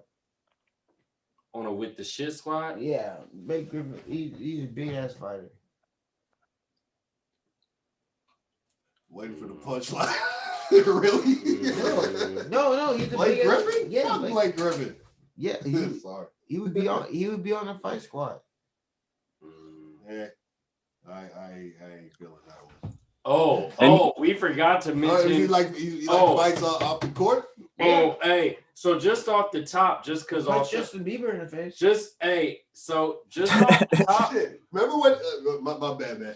Remember that one time when Blake Griffin broke his hand punching his homeboy in the face? Yes. Yeah, I even know about that. Hey, so just off the top, we gotta mention with the shit team. He might be my starting point guard, actually. Yeah, he probably is my starting point guard. If I'm building a starting five for a with the shit team, my starting point guard is probably Gary Payton. Yep, town business. My starting point, if I'm picking just the starting five, that's just with that, I don't give a fuck, nigga. If we don't beat you, we gonna beat you. Gary Payton's probably my point guard. That's not bad. I'm not gonna argue with that. Trevor Ariza, he says. Trevor Ariza. Nah. You know, no team. Trevor Ariza. You know, who's that? What's this guy's name? I think he's on Dallas. He's a black belt. He was like a world champion karate motherfucker. Kareem broke his hand on some. James Johnson. Kareem broke his hand on someone's face too. Oh, that's true. He did. That he did. He broke his hand punching somebody. And he fought Bruce Lee. Yeah. Not like a real not fight, a real like fight, movie. Training, but like in a movie. Yeah, he did like that's fucking crazy, bro. Kareem Abdul-Jabbar actually did a fucking movie scene with Bruce Lee. How fucking bananas is that? He was in that movie for. That's insane, bro. He was in that movie for a long time. How insane is that? Slightly whooped his ass. I mean, that's. Well, that obviously was, arranged, set, choreographed and shit. He whooped his ass. Kareem ain't whooping Bruce Lee's ass. Kareem was not whooping Bruce Lee's ass in no real fucking fight. No, hell no. We know that. And Kareem was I believe Kareem was highly trained in martial arts, like highly trained. So he probably was gonna whoop almost anybody else's ass, but he definitely wasn't whooping Bruce Lee's ass in a real unchoreographed situation on some real shit. He was not whooping Bruce Lee's ass. Whose face did he break though? Kareem. But 90% of anybody else Kareem fought, he probably was gonna whoop their ass because he was tall as fuck and was highly fucking trained, like highly trained in martial arts. But he wasn't gonna get Bruce Lee. He wasn't getting Bruce Lee. That'd have been interesting because the size difference alone, But just the level of training and knowledge that Bruce Lee had, like Bruce Lee just would have known how to. Bruce Lee would have just known how to work around it. I have to believe that Bruce Lee would have just known. Maybe so. It just comes down to knowledge with Bruce Lee. He would have just known how to win that. Yeah, I guess he would have just known how to win it. Bruce Lee or Shaq in his prime? We talking about Shaq Fu? Shaq Fu.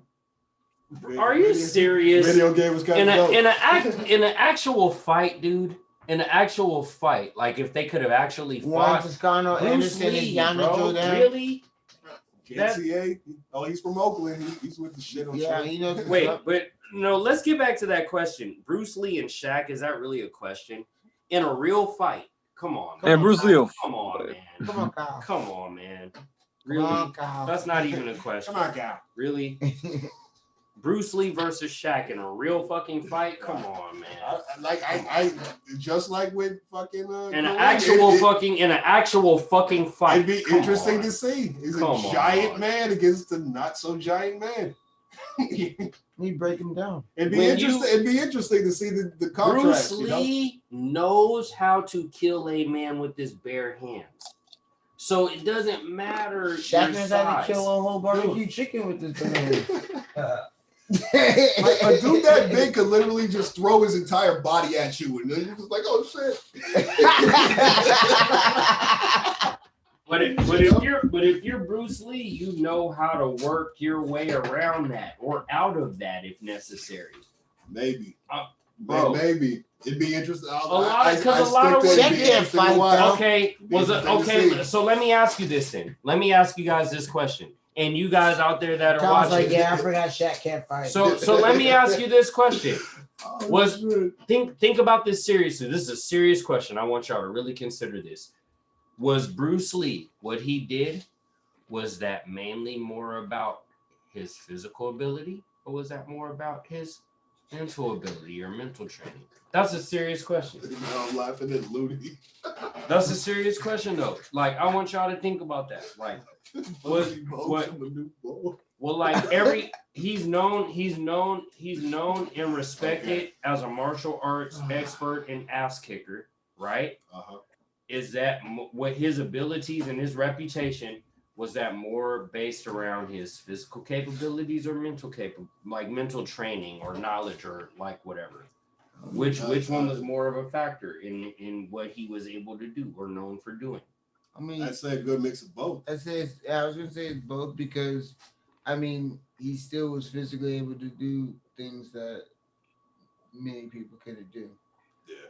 So if you have his same physical strength, you let's say you have his same physical capabilities, but you don't have his mental training. Are you anywhere near where he's at? So I say it's a mix of both. And that would be the same for anyone that's great in any discipline of anything. That as a physical, that's what makes people great. So Shaq is also trained in martial arts, but let's not fool ourselves. Yeah. Oh yeah. Yeah, Shaq is also trained in martial arts, but let's not fool ourselves into thinking that he's anywhere near the level of training that Bruce Lee had. Yeah, there's no comparison. So if you want to, if you want to put those two in a fight situation, just the training that Bruce Lee has. I understand the physical advantage, but just the training, just the training and knowledge that Bruce Lee had, bro. Shaq's not gonna know what to do. Bruce Lee's gonna know exactly what to fucking do. Bruce Lee would know what to do against a man of that size and fucking strength. He would know what to do. Yeah, Shaq might not know what to do the same way Bruce Lee is guaranteed to know what to do. And Bruce Lee's not gonna swat away Shaq's jumper. So, but we're talking about in a fight. The question was about a fight. No, but I was saying if you bring Shaq's if Bruce Lee was the size of Shaq on a basketball court, but didn't have Shaq's game IQ, he wouldn't be as good as Shaq had it. Well, obviously, but that's what we're saying. We're saying, would he be better than Bruce Lee at his game? And he wouldn't be, because his mind is built around that game. If you put all the capabilities that Shaq has in Bruce Lee, but not the game IQ, then he's going to get beat too. Well, I don't think anybody's gonna bet on Bruce Lee to beat Shaq in a game of one-on-one. I said if you gave him the size, because you had said if he had the same capabilities. Right. Okay, So I get you you. gave him the capabilities, which is his size, then but doesn't have the game IQ, which is the mind. Then is he going to be Right. Shaq? And the answer is no. So it's the same question. Right. It goes back to it's a mix of both. It's the mental, it's the physical, it's meshing them together, and that's the magic of fucking being just an elite athlete, man. Like when your body is in sync with your brain, like when you can see shit happening before anyone else does, like that's some magic shit, man. Like that's some. I think that's the interesting thing you said, when you can just see it before it happens. That's what I think. That's what I think would have actually happened in a real time fight between Shaq and Bruce Lee. I think Bruce Lee would have seen everything Shaq was gonna do before he did it. Well, he's a big guy. He can telegraph it all. I think Bruce just would have seen every move Shaq would have made. I think Bruce Lee would have just seen it coming. Hey yo, like you remember when Shaq tried to punch Brad Miller in the face? When Brad Miller was on the bull and Shaq came at him with like. No, that's how he came at Charles Barkley, ain't it? He did the hesitated move. That's how he came at Charles Barkley. When he comes with this weird hammer fist thing, and he like missed Brad Miller by like a foot. Brad was like, "Yeah, I don't know. I know Shaq said he did martial arts, but like, did he really? Did he really?" But also, you gotta ask the question: did he really, really, really want to hit those dudes? Shaq failures. Did he really, really, really want to? The way he swung at Brad Miller, he would have broke his hand. He was swinging at him with these knuckles here. Like you're gonna break all your fingers. Maybe, but yeah, you might be right. But that don't mean you can't also break a motherfucker's facial structure in the process. Because if you connect with your four knuckles, oh god, those are all your fingers. Even just tapping my bones with my four knuckles, and that's just a tap.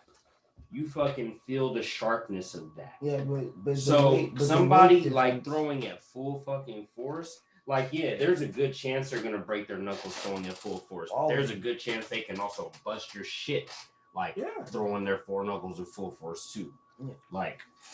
So I could see two things just shattering simultaneously with that type of strike. And who wins? That situation. Not a damn person. Shaq is out for 2 months. Brad Miller's out for the season. You know what I'm saying? He's having concussion symptoms for the rest of the year and shit. Who wins? Anyway.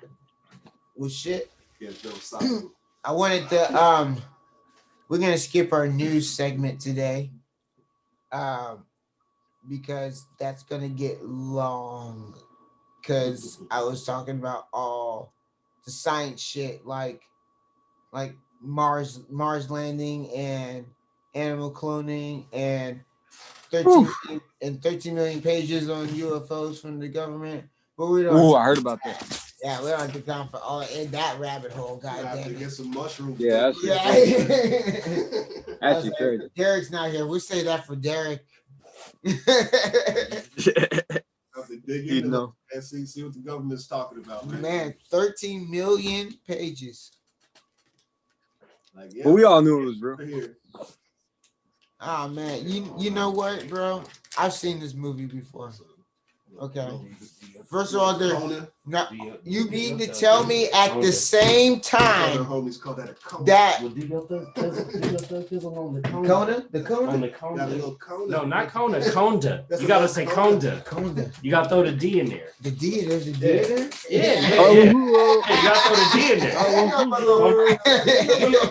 Do your thug thizzle on the Conda? On the Conda? On the Conda. Is that Wakanda?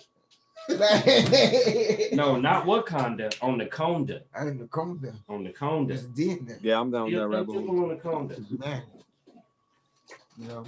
Save our school. 13 million. That's great. Put speech therapy back in schools. Fix our public school system, please. These niggas saying Conda. What's the other shit that niggas be saying that ain't got you got extra words in it? Oh no, it doesn't have any words in it. Like it's like finna. Man, I'm finna go to the finna go to the stove. It's like saying fitting to is too long. Or fista. Remember, motherfuckers say fista. Yeah, I'm fista. I'm fista go to the stove. I'm fista go to the stove. See, I thought you said something else. Save our school. Are you going to go on are we going to a legendary Piff liquor store run? No, not right now. Not right now. I was smoking earlier, and then when the thing went out, I was smoking. That was my little. Man, you gonna say, give me some Reese's, man. Right. I'll just toss them through the screen, man. I got you. There you go. That's the next wave in technology, man. Fucking Zoom, fucking. They gotta do that. They gotta do that. That's a T-shirt too. Passes man a candy bar from the crib. Shit. We have an astrobiologist on Mars. So we're poking for life and science. Well, it's a super dangerous mission for the rover. I was kind of reading up on it, but you know how they said like because landing on the moon was a television show, which is like if that's true, it's just like I mean, I watched the last fucking Transformers, so we could definitely fucking fake the fuck out of this, but I don't know. I believe that we're up there doing some shit. We went there. We're on there. We're poking around for some shit, and pretty soon there's gonna be a giant chasm open up in the ground, and big sandworm's gonna eat the rover, and we're gonna see it, and then we ain't gonna go in no more. They're gonna take it into their lair, thinking it's a living being, and torture the fuck out of it. Right. We're gonna record the whole thing. No, man. But so the same time as they fully cloned an endangered lemur that was made from genetic material from an animal that died 30 years prior. So this is so they purposely cloned something that was old to see if it worked, and they got a freaking cute ass lemur thing. All right, Jurassic Park, here we come. Yeah, let's go. It's like we did endangered species. So what we're gonna do? We're gonna bring back all these endangered species. I mean, come on, guys. I believe in it. I believe that humans fuck shit up, but I also believe in like sands of time. And I don't think bringing all back the endangered species in the world is actually a really good idea. I don't think that's our place, man. Hey, didn't like Hitler had an idea sort of like that? Oh yeah, well, you can read like reverse. This is something that nobody wants to say, and it shouldn't be said.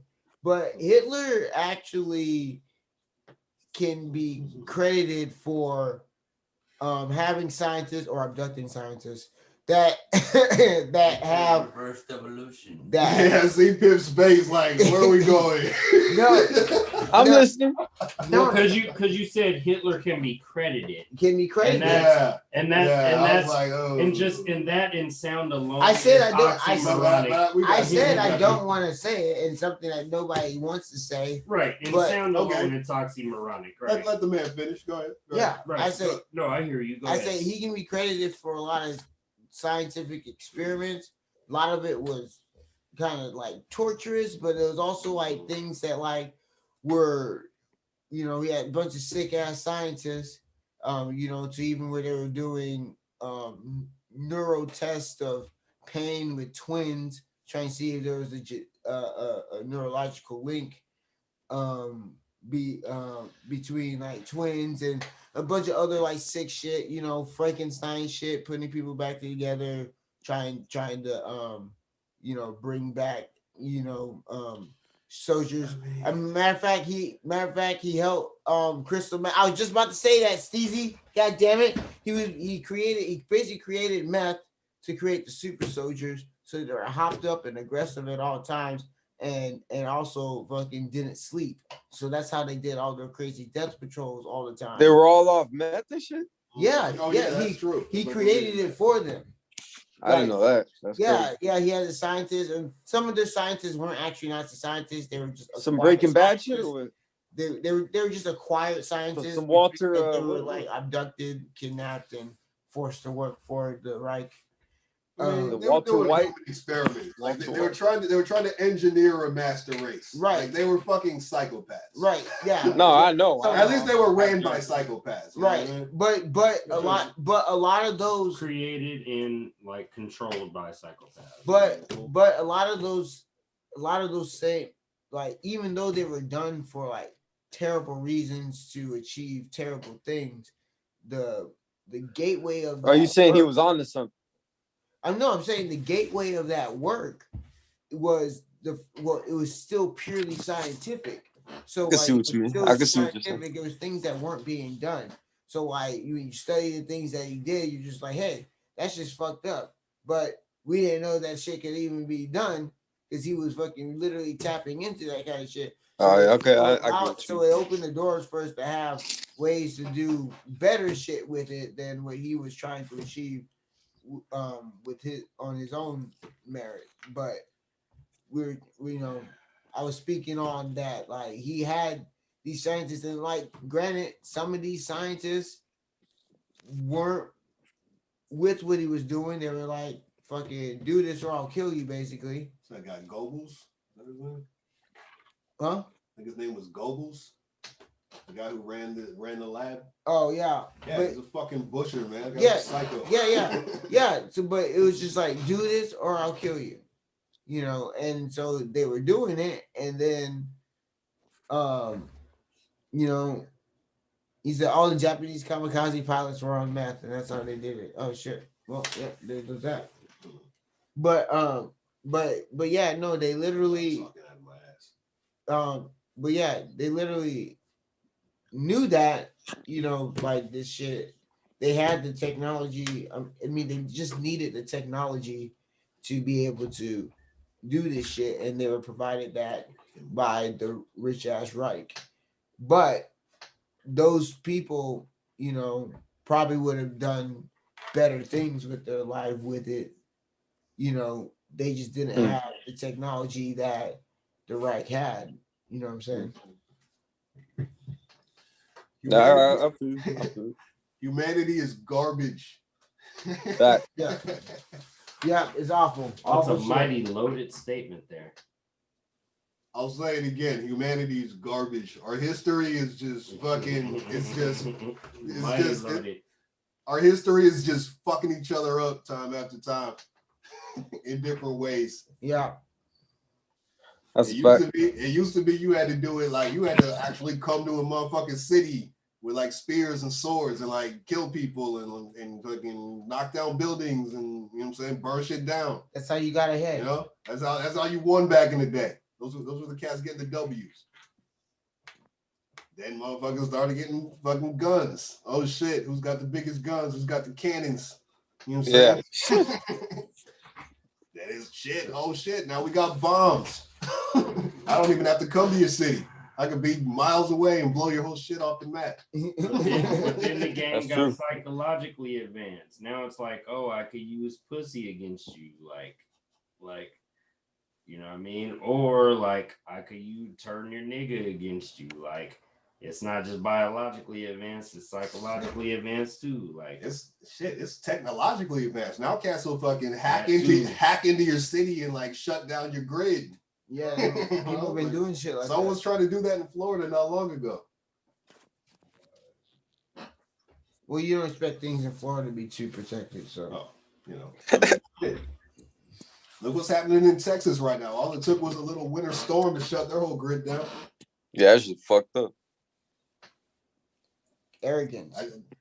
I shouldn't say a little winter storm. It's a motherfucking storm. I was like, that was kind of a beast storm. That's a little dismissive. No, that's a motherfucker of a storm.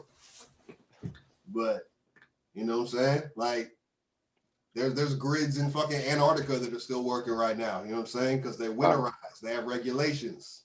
You know what I'm saying? Texas is like, yeah, fuck the federal government. We don't want to live by your regulations. We're not like winterizing our shit. We're not making sure our stuff is ready for extreme weather. Okay. And so and then all right then. And then they wanted to ask for federal relief aid. Now they're asking for federal funds. Like they're always talking about seceding from the union. We can be our own country. Texas always. No, you can't. Didn't they want to make California its own country? Say that again? Didn't they want to make California its own country at one point? There's some people that have been pushing for that.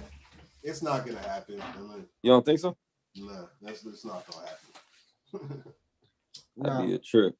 So they also think we're gonna fall off into the ocean as well. So no, California is too much a part of the United States to be its own country. We're too much fucking.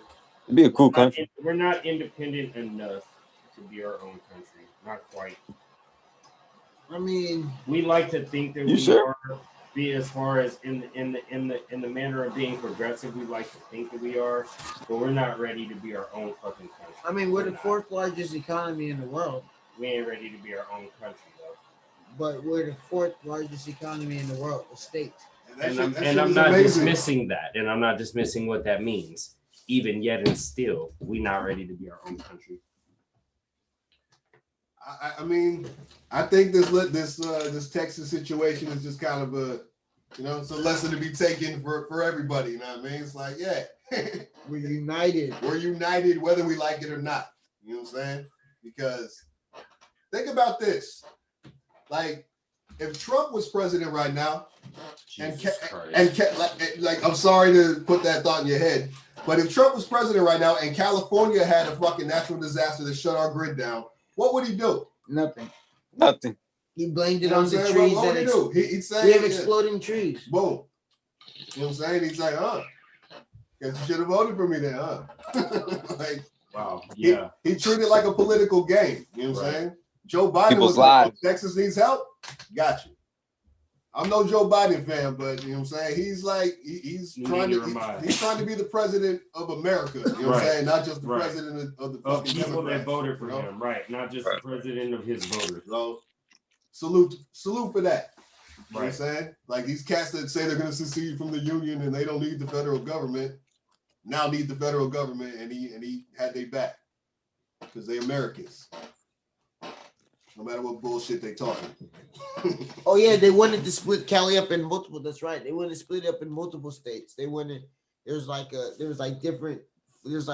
making it a country and breaking it into like regions. But no, it was keeping it a state but breaking it up into like territories, like almost like Southern California, like Canadian provinces.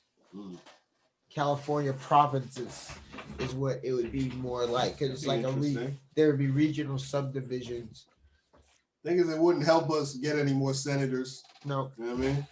Like California gets the same amount of senators as like North Dakota, South Dakota, Iowa, Idaho, and something else combined. You know what I mean? Like we just got so many damn people here. But anyway, we're getting all political and shit. California has a lot of tech industry and medical excellence and great universities. Plus cutting edge nuclear shit comes out of Lawrence Live Lab. So perhaps it's hard to predict.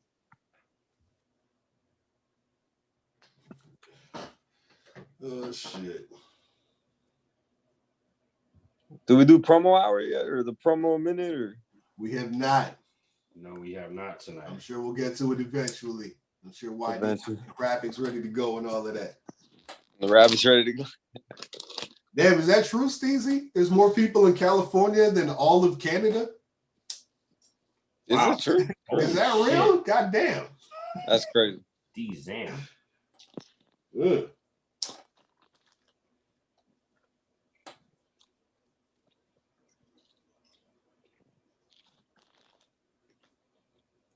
Yeah.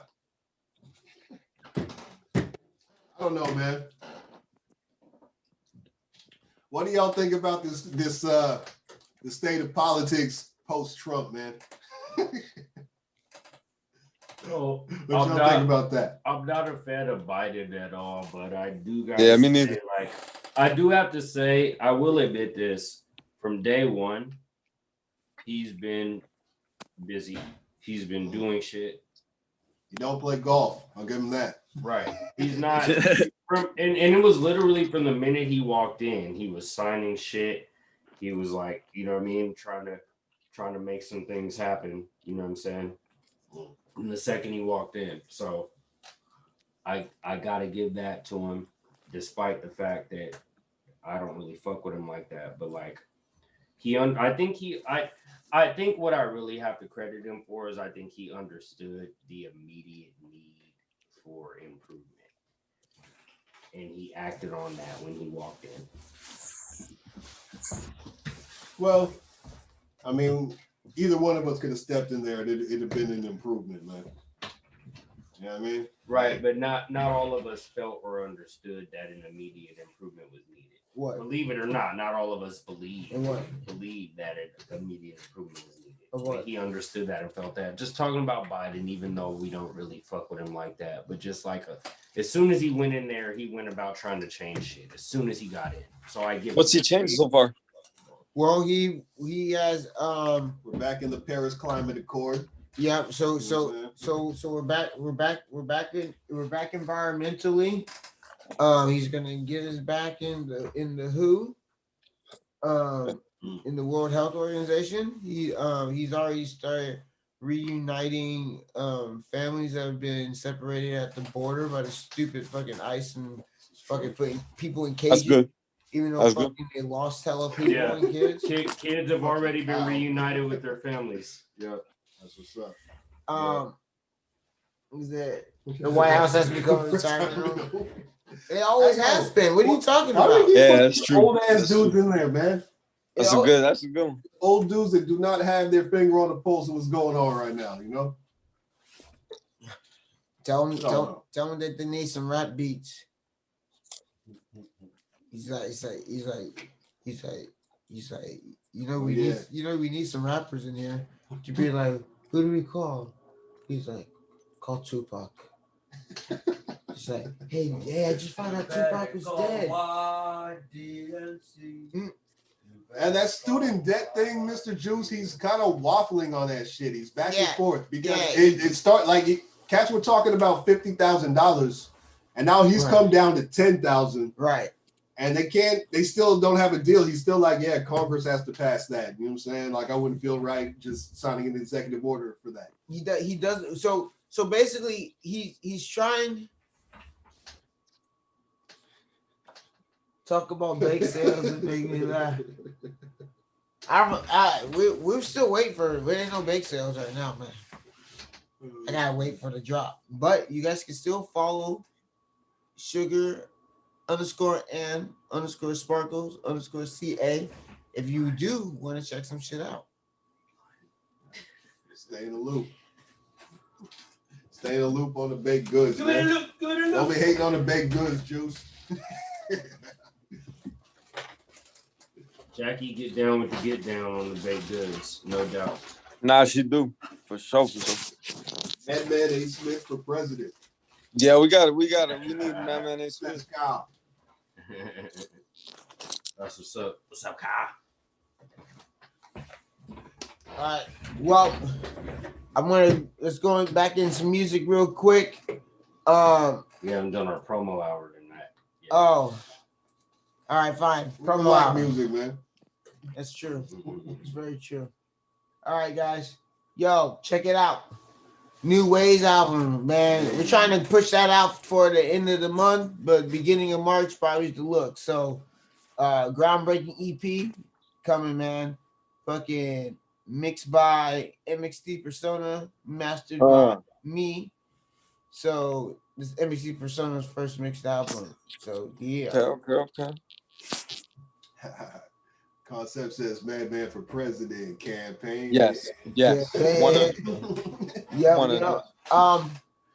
Have to. Here we go. In your speakers, that video is gonna be coming in a few weeks, y'all. Still a few weeks, man. But we'll drop the track soon. We'll drop the track soon. Y'all, Run Up Those Never Gonna Stop views, man. I know you guys are liking the 2020 Vision streams, man, but we want you to watch the video. So subscribe to Piff Habanero TV. All right. Do it. Subscribe, motherfucker. Whoa. And when you subscribe, watch that shit, man. Check it out. Shit. Check it out. Something. All right. Shout out Diamond Pit Media, man. We're gonna drop a single for this. Actually, shout out the Beat Dealer. Shout out Sean Black, SBYD2, aka Sleepers in San Jose. We're actually dropping a single for this in the next week or two. So be look out for a little lyric video for this. So yeah, that we'll push out singles for that now. We're ready. We're ready. Scorched Earth, we're gonna push out another single for this too in the next couple weeks too. We'll make sure we push another single off for this too. I didn't put the B&B flyer up, and make sure you guys check out B&B. That's on my page. That's the first single of the Push Regardless EP. So make sure y'all check that shit out. Regardless. The hell of an ad lib from the back. Yeah. The Macro Project is everywhere now. It's everywhere now. It's everywhere now. Everywhere you stream music, check that motherfucker out. Hard copies coming, I think, next week. So Nice. Be on the lookout, man. The Macro Project. I'm gonna keep smacking you all in the face with that motherfucker, man. Oh yeah. Stream music, check it out. Oh yeah. I was gonna ask you if we were doing hard copies for that. Sir. All right. Got a number of requests, so well that's good. So we do the bundle with the pens. So this week we have to have a merch meeting for sure. Please do it. All right. Gotta organize all that shit. Yeah, we do it. Box of mess to the motherfucking show. Yeah, we got a whole bunch of shit, man. We working on it, man. We working on it. We get cleaner about everything week by week. Good looking out, Mr. Juice. Appreciate that, man. I need to get you on the next one, and I will. 2020 Vision, y'all. Get them streams up, y'all. All right. 2020 Vision is everywhere, man. Everywhere. That shit bangs, man. I like Thank that, you, sir. man. Appreciate it. Hell yeah, man. If you guys were checking out earlier today, I had to play Take Me Away today, because that's my favorite track. Oh, thank you. Yeah. I fuck with that one. Too. I like them all. I can't really choose one. Yeah. But if I had to choose one, I have to choose that one. Yeah. Okay, Fatal Attractions, that's my joint, man. Yeah, that's mine. Yeah, I like them all. They're all different. They're all like their own thing. And I like laughing at my haters too. Yeah, I'm starting to like that one too. Yeah. Man, this man got busy with the Spanish though. I was like, what? Okay. Yeah. Yeah, man. You know. Yeah, you did your thing on that whole project. You did a whole project. Thank bro. We're that shit. We're pushing that. That's our commercial push. That's you. Yeah, make us rich. Yeah. What? Come on, man. I can't get us out of here, man. Yeah, no, I'm on it, man. I'm on it. I'm trying to sit higher on top of everything, and preferably under money. So, you can help us out do that. Yeah, we good, man. If you get rich, I get rich, Piff. So come on, man. Let's do. Shot.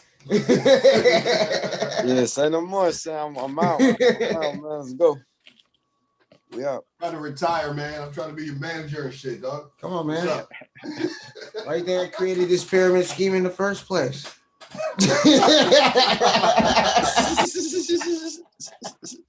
Like first he came up with the name, and now we just gonna build off him. He's like, did you think us niggas in our mid-30s was really gonna? Come on, man. I can't take my shirt off like you can, man. You know what I'm saying? Whoa! You gotta be out there, man. You got. Whoa! No, I gotta get. Yeah, no. We gotta get you. I'm gonna use you for the music. Everything tatted. Wait, what'd you say? I'm gonna use a Lidio as a sex symbol. So you're gonna push it that way. Oh God. You know what I'm saying? So you got the sexy music, and then Lidio can walk around with his shirt off like he do anyway. Like you do anyway. So you don't have to change. Like that's that nigga's lifestyle. Just keep his normal Instagram and put Pip music in the back. Right, boom. There we go. We got plans. We got the sex symbol. We got plans, and then we start making like Diff Dope bikinis and thongs and shit, and then we just get some Instagram bitches wearing them. That's what's gonna get us. That's our ticket right there, man. Done deal. Watch that. All this music, all this grinding, all these shows, and it's fucking Diff Dope thongs to get us to that next level. Yep. Let's go. I like the way you think, guys. Oh man, I'm all on it, son. Everything is. I like the way you think, guys. Take steps to that. Mr. Juice says, "YD sounded like a pimp. I mean, human trafficker." Damn. Get out there, Junior, and make me money. Oh hell, nah. I just caught that right now. Hell to the no, no. All right. Hell to the no. Are we still in our promo minute? The promo, yeah, promo. Part 2's on its way, y'all. Part 2's on its way. But Slap Part 1 is available everywhere, and it's dope. And Juice and I are actually working on a couple visuals that we're gonna connect with this week, Juice. So make sure you guys stay on the lookout. Yeah, stay on the lookout. Stay on the lookout. That track smack. I like this. Hey, you saw what I did there. You saw that, did Hey y'all, I'm about to drop Rock Forever in Pieces everywhere, y'all. I've just been really loving having the one stream portal. I can watch everything, but everything's all organized. I got my official YouTube page now. So now that I got my little verified music note, I'm gonna start dropping everything. Yeah, you see shit all the time. Everywhere. All the time. Remember all that shit. Yeah, man. Rock Forever in Pieces though. ydmc.bandcamp.com. If you love it, keep rocking it. That shit bang. Smoke. This is me, man. Little Rip killed this shit last night, y'all. Yeah, okay, he killed this shit last Rip night. Did his thing, man. He did great. He did his thing last night. I gotta post the video. I'm glad. I'm happy for him. Yeah, man. He did great. Good to see him back. What songs did he perform? He did Peeling he said Peeling My Manic Steak Back and this song. So This Is Me song? Yep. Good shit. F12, I'm not gonna lie, I kind of forgot about it, but it's I get reminded every Saturday. It's out now. Yeah, it's coming. Okay, it's coming, y'all. It's coming. Sorry, it's that new 3-headed shit. Man. We do a lot of shit here. Okay. Yeah, we busy. We've been so busy, and we have so many artists that are so dope. So we try to make sure everything gets out. We kind of a plan. Different dope, y'all. Different dope. Hey, this year you guys are gonna be that was the year of the dope. A lot of dope. And then next year you're gonna be like, wow, this was the year of the dope. Trying to make y'all Diff Dope heads, man. No, but literally, I like that. Literally in 2021 though, the whole label is hitting y'all with something. The whole literally every artist on the label is hitting y'all with something in this year, bro. I'm hella happy. Label catalogs, I can't even keep up with now, and that's fucking dope. There's a lot of things that are usually in my hands, they're now currently out of my hands. That's also dope. Pip's album already slapped. Fucking Mac's album already slapped.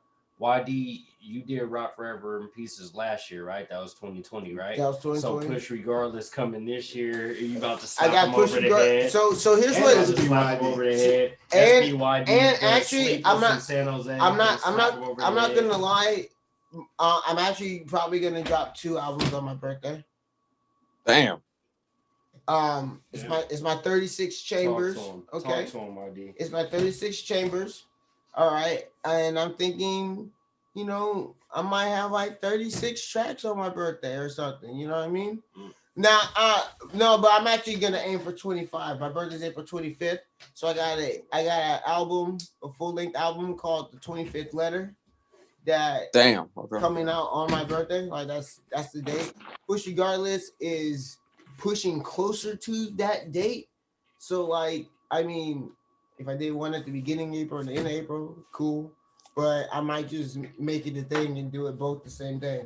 So B&B, that's the first single off of Push Regardless.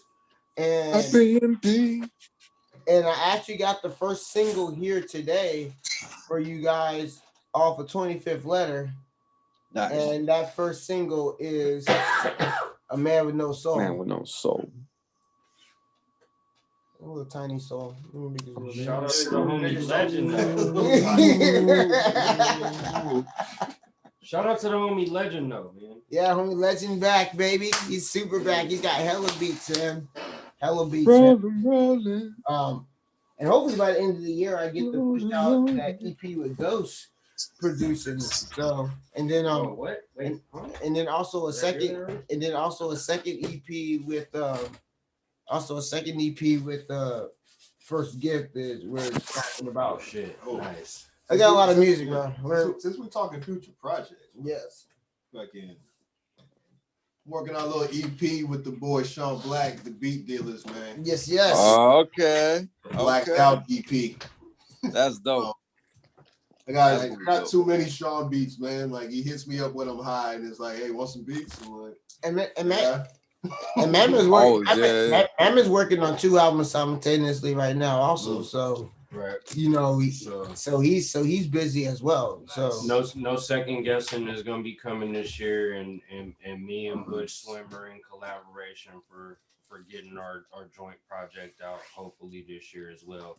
Much work, man. And also, since I mentioned Butch Swim, we talking about all these projects coming this year. He's also looking to drop his soon as well. So got a beat tape coming. Soul for Hard Times. That's the name of it. And actually, I saw the artwork for his project, which I really like as well. So, shout out Butch Swim. You know what I mean? He's been busy. Diff Dope Herbs, say hi to the people. Diff Dope Herbs. Hey, shout out Diff Dope Herbs, repping Diff Dope Comedy. He's also Robin Long. No, come here. Hey, West Virginia. Hey, so Diff Dope Herbs, repping Diff Dope Comedy, is also going to be appearing on my album No Second Guessing this year. So we got the whole crew doing shit, man. And the then whole crew is doing shit. And then of course, me and Juice got something too coming. Yep. I don't know what to call it. Juice and Fifth working on a project. Little Rip's working on a new project. Good. Everybody busy. I love it, man. It's fun. Yeah, it's fun. It's fun as fuck. It's just a nonstop fucking fucking train of fucking creativity, man. I fucks with it. You know what I'm saying? Because it keeps everybody motivated, you know? All right, y'all. Well, I got some tracks from Royale here. Some beats. I totally forgot. Yeah, I mean he's still buried. He's still buried on the snow. So you know. So he never was able to get reception. Nah, he was never able to get man. reception. Well, shout out to the Diff Dope fam, man. The homie Royale, man. It's too bad you weren't able to make it on tonight. Yeah, he's safe in that snow, man. Yeah, he texted me and said that he'll check in with us at another time. It's just bad right now. For sure, man. We'll just have to fucking postpone getting you on for another week. You know what I'm saying? Unfortunately, the weather didn't work out tonight, man. But be safe. You know. Yeah, be safe. Be safe. Yeah, we'll just have them on like as the panel. You know what I'm saying? So, whoever we interview next week, which I forgot, who it was. Oh wow. Anyway, but after this shit. But yeah, whoever after that, let's go. Let's go. You know, we'll have them on there. But I got a couple beats I want to show.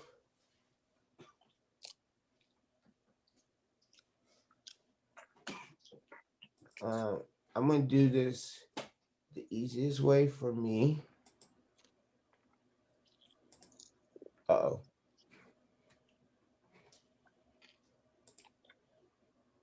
Here we go. Easiest way for me is to bring it into the session.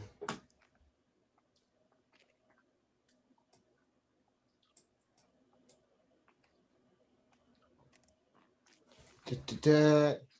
1 second. I don't have any background. Yes, Mr. Juice. Yeah, switched to Saturday now. They switched it. Yeah, Saturdays. We switched it. I mean.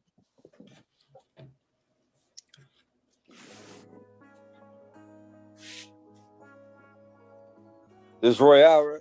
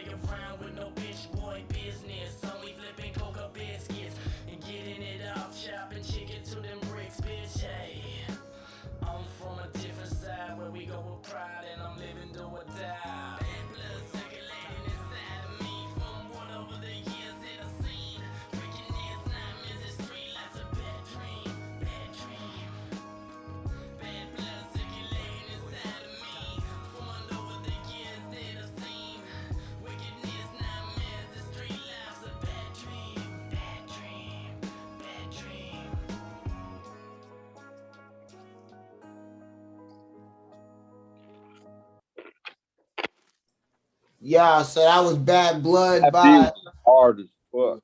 Yeah, he made that beat. He produces his own shit, guys. So that's a Shout dope out ass Royale, beat. you did that, bro. On That the beat beat is and crazy. on the fucking song, man. I like Yeah, that. the song's good too. You guys like that, man? Yeah, that's him on the beat, Steezy. That's Royale The Mobbsta on the beat and the spits. Yeah, that beat Song was tight. good. The Fuck. beat was good. I got a couple. And where's he at? Spokane, right? He's in Spokane now, but you know that's a SJ guy, man. You know what I'm saying? Yeah, that's right. Or SF to SJ. You know what I'm saying? Yeah. So he's a Bay Area guy for sure. For sure. All right, I got another one here for y'all. I should have already loaded it, but I was just like super vibing to this shit. That's my bad. It's his bad for making good shit. I'm blaming on him. But me and tell me this cheese was so good. Whatever. Oh. This is some good ass cheese. They tell me the cheese was so good.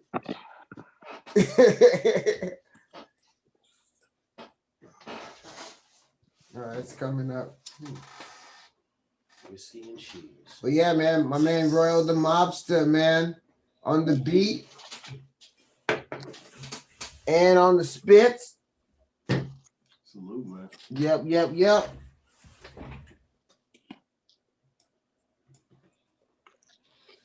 Oh shit.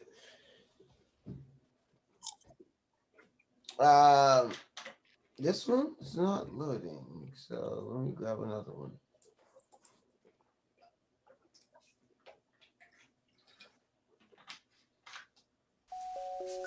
Oh, there you go. Royale The Mobbsta. By the way, I said he was working on his album, so he's the album cut. Mine goes so hard. I wake up in the morning feeling great. Yeah. Trying to move some fucking weight. Yeah. Thinking about some money, man. Yeah. Always life has been a race. A race for time, race to get mine. For you niggas get yours. Way it is, way the game go. What can I say? It's on this other shit. So I be smoking perp, so I just don't notice it. I like to turn myself numb to life, but I'm still aware because this shit's trife. And I know the snitches, life's full of bitches, trying to scheme and plot on a homeboy's riches. It's alright, cause it's okay. My mind freestyle, any given day. Every second, every minute, hour, trying to stack some chowder. And you know what niggas fishy like some fucking chowder flounders. I give a fuck, I'll be on some A.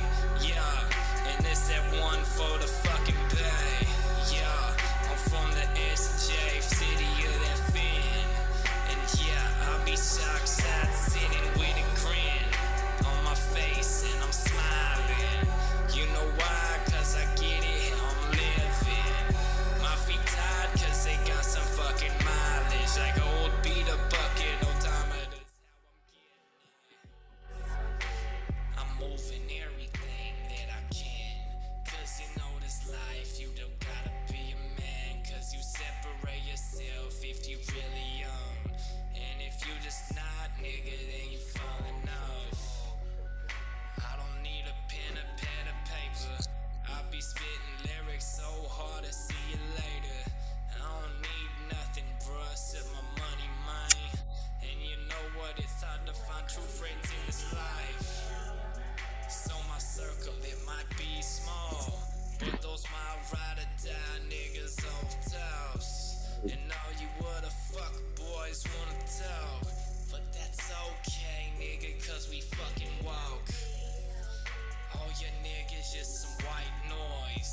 I'm a master mixing master, yo ass out like studio engineers. You give a fuck? I'm glad I get this clear through your mind. Judgment day is coming, click clack. You talking but I don't care. You looking, why you wanna fucking stare? Why? Hate, cause we getting all this shit. Getting cake, getting rich, flipping chips. Took your bitch. Yeah, I think I did. Cause your boy your boss, a straight sav. I give a fuck, cause I'm on shit. Can't you smell me, nigga? Cause I'm really it. I give a fuck what you really say. Cause regardless, oh yeah, I'm getting really paid. And regardless, I give a shit anyway.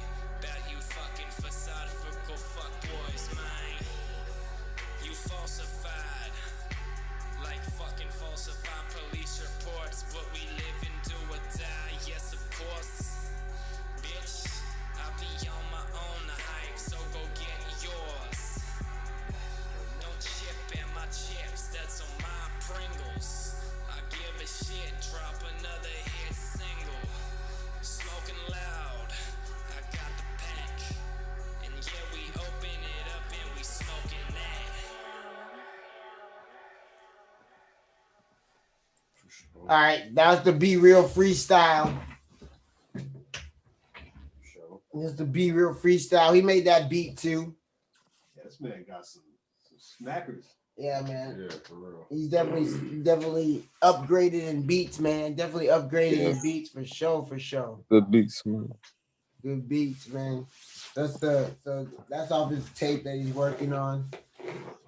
I guess the last thing I do, because I promised y'all, so I'll do it before we sign off. Because we started right at 8:30. So I guess we'll end right at 12:30. All right. I have to do something real fast. But you guys are going to get the sneak peek of the video that I'm uploading tonight. Or you get the peek first? I'm literally uploading like right out there because it's completely done. So.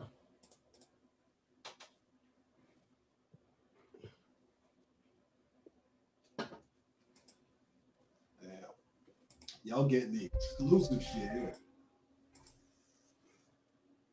Okay. All right. So, let me minimize this a second so I can see people again. It doesn't want me to see people. Okay. All right, guys. It's that time. It's Diff Dope at the movies again. Oh shit. All right. This shit right here, man.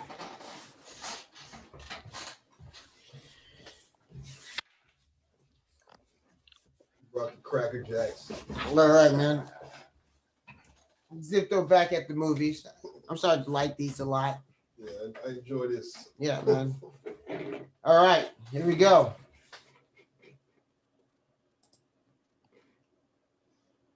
Oh yeah, I gotta share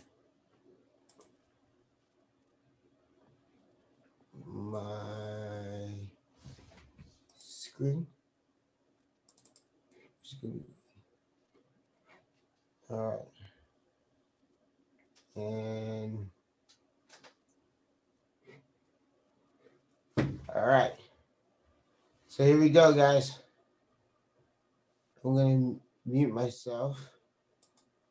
Make sure my sound. I'm gonna mute myself. All right, guys. This is the special sneak peek world premiere because it hasn't premiered yet. This is No Soul, a video. There's also some cool Diff Dope stuff in it too. All right.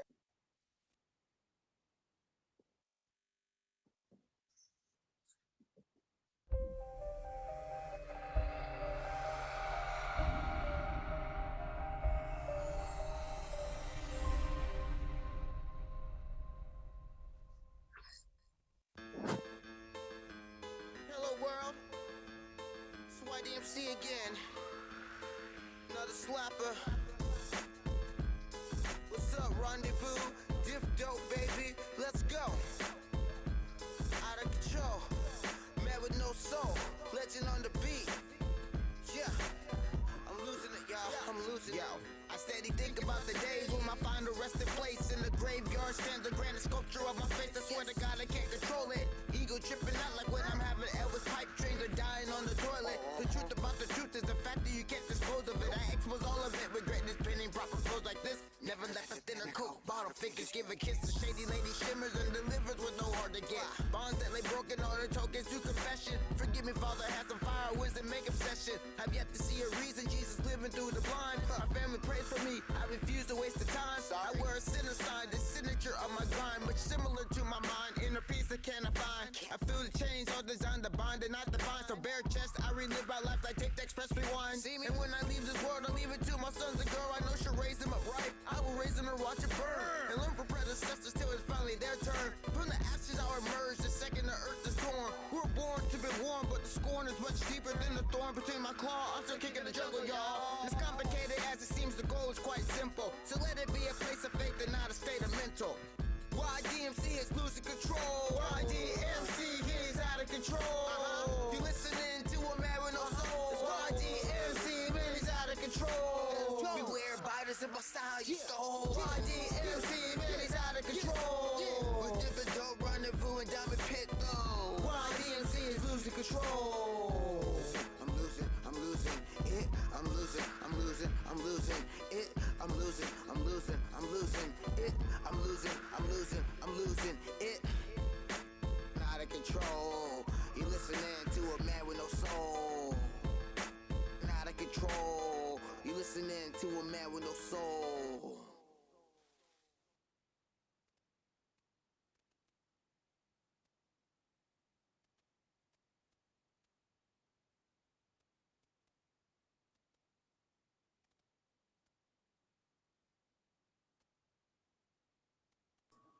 All right.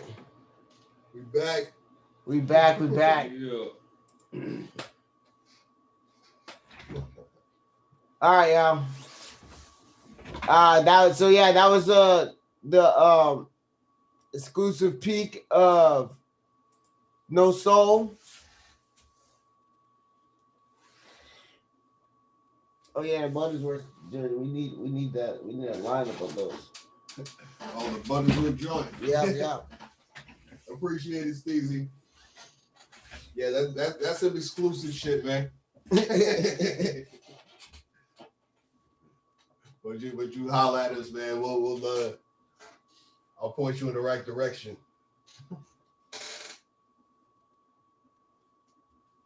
Oh yeah. Yeah, what y'all think of the new video though, man? That's that new YB shit, man. You said that's dropping this week? That's dropping tonight. Oh shit. Like I'm literally uploading it like in a minute. What's up, man? Yeah, man. All right. The onslaught continues, man. We're just gonna keep hitting y'all with the content. All in your grill. Yep. Man. But yeah, man, good looking. If you guys like that shit, fucking make sure you like it and leave a comment when I drop it on my YouTube. It should be dropping pretty shortly. I'm just gonna like blast it up instantly. Not even gonna do a premiere. This was the premiere. You only get these kind of exclusives on Big Chillin, man. Yep. It's the only place you're gonna get this stuff. Yeah, and for those of y'all that be joining us every week, y'all know that. So that's what's up. You know what I'm saying? Y'all get to check out all the dope shit first. Yep. That's what I'm talking about, man. That's what's cracking. Yeah, that's actually that's on the that's gonna be on the 20. He said harder than my calculus homework. But yeah, that's gonna be on the 25th letter. Content, y'all. Too much of it. But like I'm gonna have that single. That single's gonna be available everywhere probably next Saturday. So yeah. Stay on the lookout for that. Other than that, man, might be just about that time to close the chilling with y'all.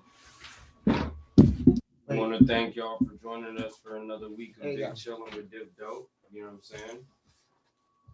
Always a pleasure. We've been rocking with y'all for several months, man. So thank y'all for tuning in. This is week 31. It's the Reggie Miller episode. Okay. I love Reggie Miller. Hey, one of the greatest shooters ever, man. Hands down. One of the greatest shooters of all time. Hands down. Like as clutch as they come. Right. Dude's handle with the ball and ability to create his own shot, his ability in clutch time. Fucking yeah, man. Reggie was one of the greatest shooters to ever play the game. If he ever got a chance to play with a true number two, who knows? He might have got one. Did you pass this week? I did. Okay. Making sure. All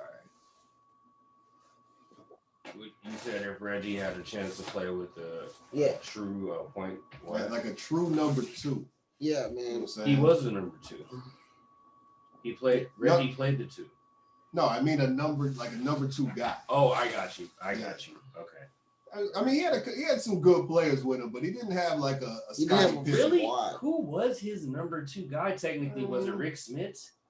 I mean, it could be Rick Smits, maybe Mark Jackson. You know, his number 2 guy was never really strongly identified. Nah. Never really strong.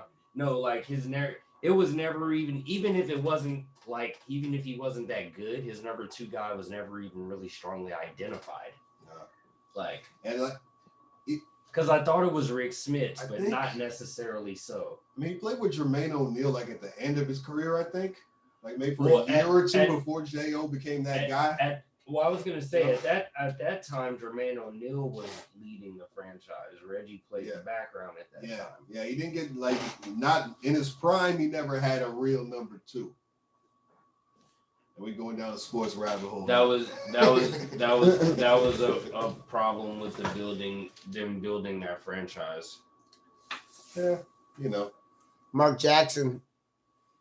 Mark Jackson, I think it would have to be the guy you'd say would be the number 2. Yeah. And Mark Jackson was a hell of a player, man. Yeah, he was. He was. But that was a nice backcourt. Yeah. That was a nice backcourt. But that's the thing. Like their front court, aside from when J.O. finally got there, that was never great. It was Antonio Davis and Dale Davis, just big, strong dudes that score like 8 points a game. And Mark was a huge part of Reggie's mental toughness. Huge part. Mark played D. Mark passed the ball. Because when Reggie was on fire, Mark was in his ear.